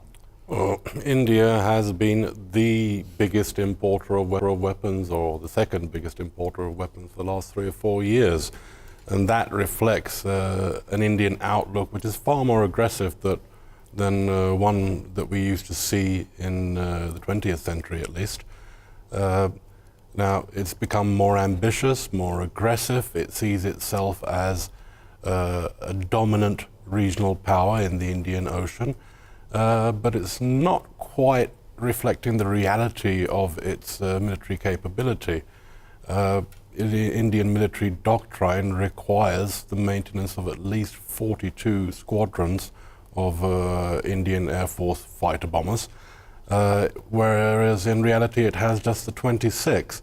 So there's a lot of rhetoric behind the airstrikes, behind the acquisition of very high-tech warplanes from France in the case of the Rafale, and the Americans and the Swedes are also bidding to supply their aircraft. But that reality has already been exposed, not just here and what we've seen in the last couple of days, but last year when there was a standoff between Indian and Chinese forces in Bhutan, the Indians had to back down. They literally had no choice because China stood its ground, and Modi ended up spending 2 days with the Chinese President Xi Jinping, trying to come to an understanding which was less embarrassing to him. Okay, Tom, I'm going to give you, in fact, the final word. I'll stick with you. About this corruption case, then, if maybe we'll go back to the Rafale deal. How important has that corruption deal and the corruption case, I should say, pardon me, been? Because it's been spoken a lot about, of course, within Indian media. It's been in great detail, in fact. How important a factor is that when we're contextualizing the situation and what it's like within India? Oh, it's very important in the context of India's forthcoming general elections, just a couple of months away now. Yeah. A year or so back, India's opposition was nowhere to be seen. Rajiv Gandhi of the Congress was not considered to be a credible potential alternative leader. That's all changed now. Gandhi has grabbed a hold of this issue and made so much noise about it that it's been accepted in the mainstream Indian narrative, and the Modi administration has struggled to defend itself. It tries to retort by pointing to the scandals of old Congress regimes. The fact of the matter is that it feeds into a feeling within India that Modi is more about bluster and bombast than he is about delivery. So when you take this corruption scandal and you put it in the context of great unemployment, issues with India's farmers, then it all goes towards the elections and the results. And prior to this Indian intrusion across the line of control, all Indian pundits, all Indian analysts, no matter what side of the political spectrum they belonged to, they were predicting that the BJP and its allies would fall anywhere between 40 to 80 seats short of a majority in the Lok Sabha, which means it just won't be able to form a government. Yeah. Okay, we'll leave there as our final word, but of course I'd like to thank all of our guests, of course our in-house panelists, Tom Hussain and Hussain Nadim, and we were also of course joined by General Mohammad Mansha as well as Ambassador Javid Husain. Viewers, we will keep a very close eye on the development that are still coming out. Of course, a fluid situation. We will keep a close eye on Prime Minister Imran Khan, that meeting that he is currently chairing. We'll keep you up to date on any statements and or decisions that come out of that. Stay with Indus News for all of that.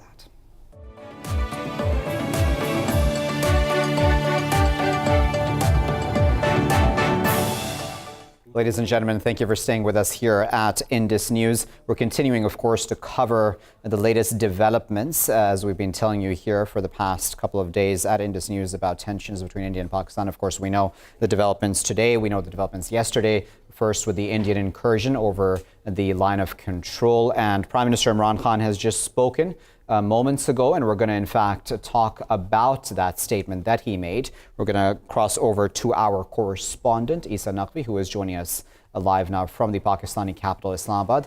Essa, tell us about what Prime Minister Khan said.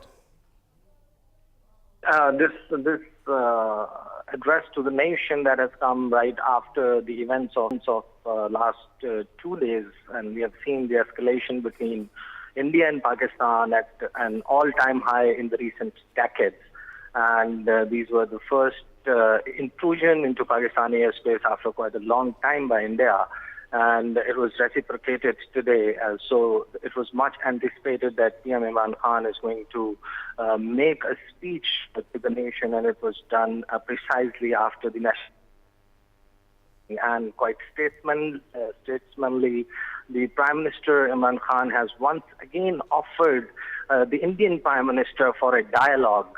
So this is one aspect which was not exactly being anticipated in the manner the Prime Minister of Pakistan has put it into words.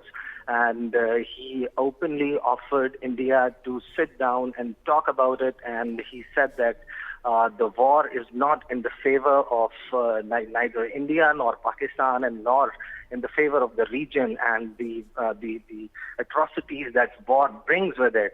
He has mentioned that, but again, in a subtle manner, he has also mentioned the capacity and capability of Pakistan's armed forces, Pakistan's air force to respond to any threat emanating from its arch rival and neighboring country who has been mongering war and who has been projecting war on its TV channels, and the statements that were coming in from both civil and military leadership in India, that has been reciprocated very well today by the Pakistani Air Force, and it has been now put into words by the Prime Minister of Pakistan that this is not the way that the region can go forward, and India and Pakistan must sit down and resolve these issues. One very important thing in his speech today, that he said not just offered a joint probe into the Pulwama attack, but he also said that he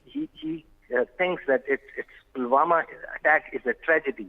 Now, coming it directly from the Prime Minister of Pakistan and calling it a tragedy, and saying that he fully understands the pain of victims as he himself has witnessed the destruction of war. Now, that is something which is coming in like right from the mouthpiece of the Prime Minister of Pakistan. Okay, so, you've been following this issue for a while, Isa, for us here at Indus News. Give us a bit of analysis, if you can, about the developments as they've worked out over the past 2 days. How important and well put then was this statement of Prime Minister Imran Khan? How important was it both for the Pakistani nation as well as, of course, for his, as you put it, his message to India? Well, I think like in the last 2 days, the escalation that we have seen, and obviously you must have also seen, we have reported it on Indus News as well. The airspace for commercial flights was blocked both in Pakistan and India for a short period of time, and the escalation, after this escalation between India and Pakistan, lots of capitals, international powers have involved. Secretary Pompeo's statement coming in that he has spoken both with the Indian Foreign Minister and Pakistani Foreign Minister. His telephonic conversation is also important, and now it is being said that President Donald Trump himself is going to make phone calls to the leadership of Pakistan and India and try to normalize the situation, and similar sentiments have been shown by Beijing, by London, by Germany, by other countries. And the important development is that Pakistan, the Foreign Minister of Pakistan, has also spoken to his counterparts around the world, and he has also tried that Pakistan's message is effectively conveyed to the world outside and the international community, that if a war is imposed on us and if there is not an option, then Pakistan knows how to defend its territorial integrity. And it was demonstrated today, exactly the events, if we follow what happened today, like what has been happening at the line of control since morning. So it's a clear indication that Pakistan stands ready to respond to any threat that comes its way. Very well. Let's stay with us, Isa, of course, but I wanted to get some analysis now on the Prime Minister's statement as well as all the developments that we've had over the past couple of hours. We're joined now in our studios by our in-house political analyst, Tom Hussain. Tom, thanks for coming in to our studios once again. Tom, what did you make of Prime Minister Khan's statement? Obviously at a very important moment, but how did he speak? And, what do you make of the gestures and the statements he made to India specifically as well? Well, I was very much focused on the expression of Prime Minister Imran Khan. He was very earnest in the way he spoke, and he looked like he was quite fed up with India's behavior. Nonetheless, he once again reiterated Pakistan's willingness to act on any actionable intelligence vis-a-vis the Pulwama attack that India may or may not be able to provide about the involvement of any Pakistanis. But the key point of the speech was where he said that neither he nor Narendra Modi could control the situation if it escalated further. He was very clear in saying that this would spin out of their control, and he pointed very clearly to the weapons at the disposal of Pakistan's and India's government. That's not just conventional weapons, of course. That was an indirect reference to the nuclear forces of both countries. And I think the very clear message that Khan was putting across, that Modi's populism has resulted in a very foolhardy action which Modi just does not seem to understand will spin out of control unless he pulls back on the rhetoric and on the aggression as soon as possible. So I'm going to ask you to speculate just for a moment, Tom, and I know we don't speculate too much in news, but let's speculate for a moment about how this statement might be received by the Indian side. What do you think? I think it depends entirely on the mood in New Delhi and particularly in South Bloc. If India realizes that this situation is not going according to its grand plan, then and the international community, as it has been doing, continues to press for a de-escalation of the situation, then Modi's government will look for face saving. Okay. On that point, I'm just going to go to another voice we're adding to this conversation. We're now Foreign Ambassador Ayaz Wazir, who is joining us now. Ambassador Wazir, thank you for joining us here at Indus News and for taking your time out. Ambassador, what do you make of Prime Minister Khan's statement? Him still reaching out in some ways to India, saying, again, as he did from day one of the Pulwama incident, let's have a transparent investigation where the facts are all put on the table. What do you make of that? Well, Mr. Khan has, I think, become the best diplomat, the diplomat of peace, and always sending a message of peace. So this is, again, I mean, is it the third or fourth time that he's sending a message of peace, and particularly after this morning's unfortunate incident when the Indians were trying to cross over and they were shot down, and the pilots are with us. So the Indians would naturally be upset about it because it didn't go according to their plan. Now they will have to seriously consider, because Mr. Khan has very quietly and very in his own sweet way, very well conveyed that, well, don't forget, we have the same arsenal that you have. Yeah. Obviously meaning the ultimatum. Yeah. So they have also to think. I mean, if they think it will be limited to a conventional war, I think, as Khan rightly said, that starting a war is easy. Once you start it, then it goes out of your hand. You cannot control it and you cannot stop it. Indeed. So let's hope it doesn't go there. It stops at the... Okay, Ambassador, I will cut in to your statement there. I apologize. Viewers, do stay with us, though, of course, as we will continue our analysis on Prime Minister Imran Khan's statement there.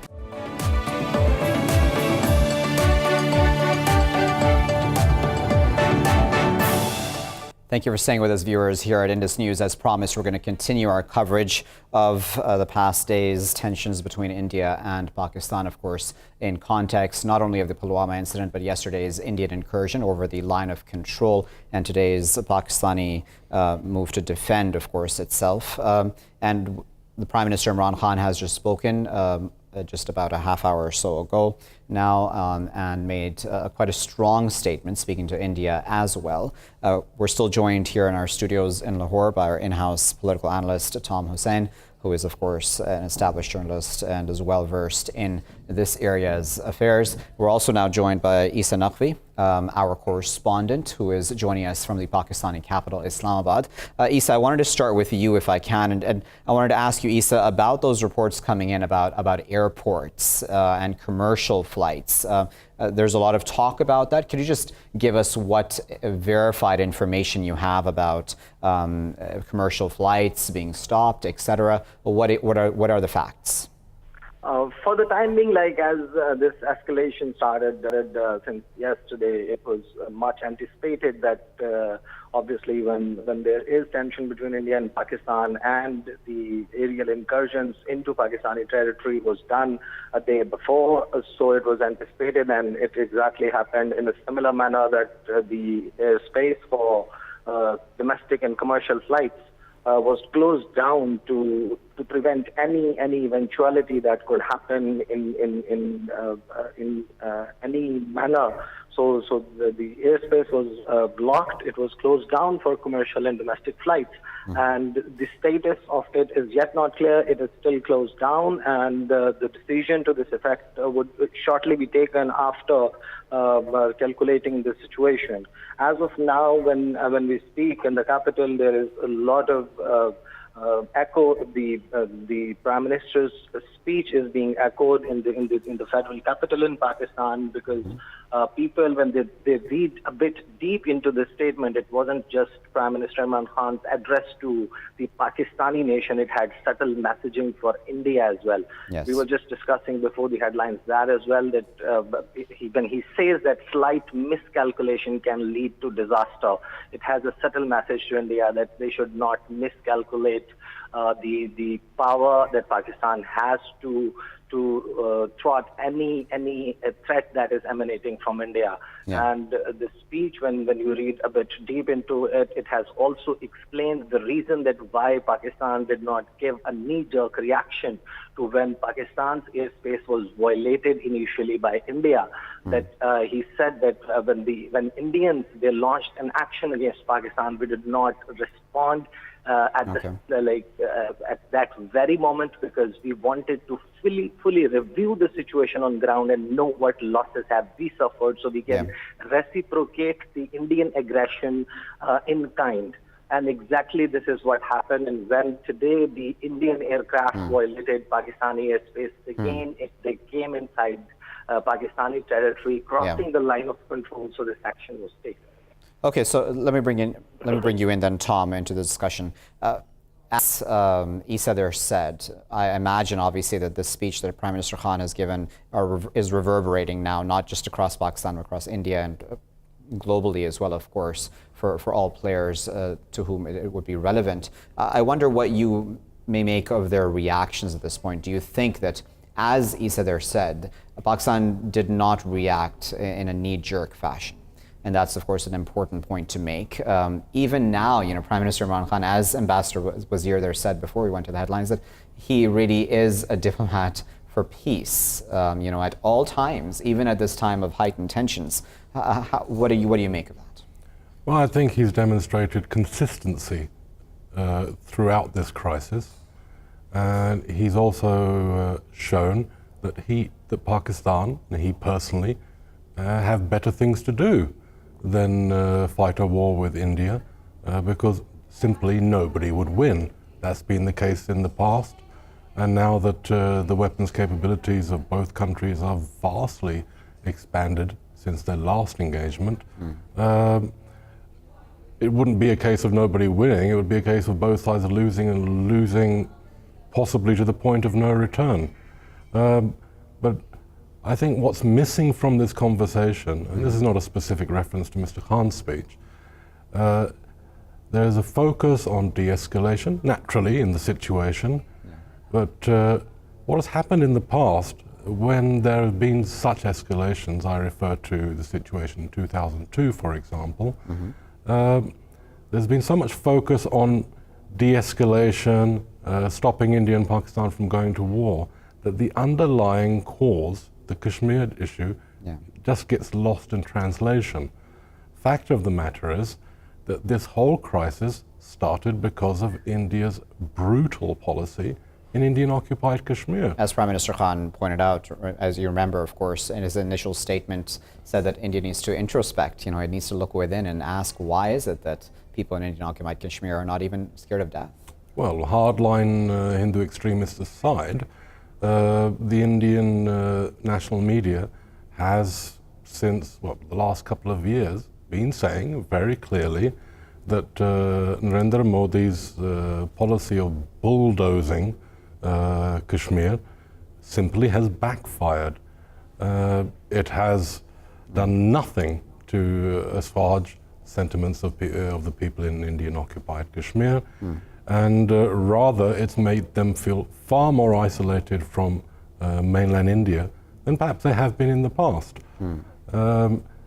Whether President Trump makes phone calls to resolve this situation, whether the Chinese president gets involved, I get a clear sense that we've seen it all before, and unless after the Indian elections, Modi and Khan sit together and seriously talk about ending this enmity, which goes all the way back to partition, we'll see this happen again and again until one day something really bad will happen, and nothing that Khan or Modi or anybody else could do about it. Let me bring Essa back in. Essa, as Tom there mentioned, obviously, all of this goes back to the issue, of course, of India's occupation of Kashmir, doesn't it, Essa? And just, if you can, Essa, review for us and for viewers' sake about the fact that Pakistani officials throughout this past week of anti-Pakistan hysteria growing in India have mentioned, in fact, the Kashmir issue and saying that needs to be resolved, in fact, for these sorts of tensions to not arise again in the future. I'm paraphrasing, of course, but just review that for us, if you can, Essa, for our viewers' sake. Yes, this obviously has been Pakistan's long-standing stance that the bone of contention between India and Pakistan is actually Kashmir, and it's the primary issue that needs to be settled between India and Pakistan, and all the tension between India and Pakistan actually stems from the very fact that India has unlawfully, against the will of the people of Kashmir, has occupied this territory. And the mass blinding in the recent past and the aggression and atrocities by the Indian armed forces in Kashmir. Now, India claims to be the largest democracy in the world, and the area that it declares as a Toot-ang, part and parcel of India, the population of that area is majority of them are Muslims, and they are not allowed to offer Jummah prayers. They are not allowed to take out processions during Muharram. They are just living like as if they have been jailed. Yeah. And this is the very fact that Pakistan and India, the bone of contention between these two countries is Kashmir. The tension comes, the escalation, everything is related to that very fact. All right, so let me pick up on that point and add another voice to this conversation. We're also joined by Brigadier Imran Malik, who is a retired brigadier, pardon me, I should say, Imran Malik. Brigadier Malik, thanks for joining us here at Indus News and for taking your time out. Brigadier Malik, what do you make of Prime Minister Imran Khan's statement, not just to the Pakistani nation, but his statements to India as well? I think Prime Minister Imran Khan has made a very mature and a very measured and a very stabilizing sort of a statement. And in that, he has tried to bring some sanity back into this conflict that is about to flare up between India and Pakistan. You see, we are already on the escalation ladder. The Indians came at night and they dropped a few bombs and they went back. Pakistan has shot down 2 Indian Air Force aircraft. Now we are gradually moving up the escalation ladder. And what the Prime Minister has done today is he's tried to bring a halt to that escalation. And I think he's done an excellent job. And we are now speaking from a position of strength. We want to negotiate now from a position of strength. And we want peace to reign in this region. At the same time, this speech also creates an opportunity for the international community to now come in. The United Nations, the P5, and the major regional powers like China and Russia need to come in now, because everyone is now watching that Pakistan and India are moving gradually up the escalation ladder, and if no one puts a stop to it, neither Pakistan nor India will feel confident enough or mature enough to unilaterally stop this escalation. Someone has to move in now. That is one point. And I think either it has to be the United Nations or any one or a couple of the P5 major powers.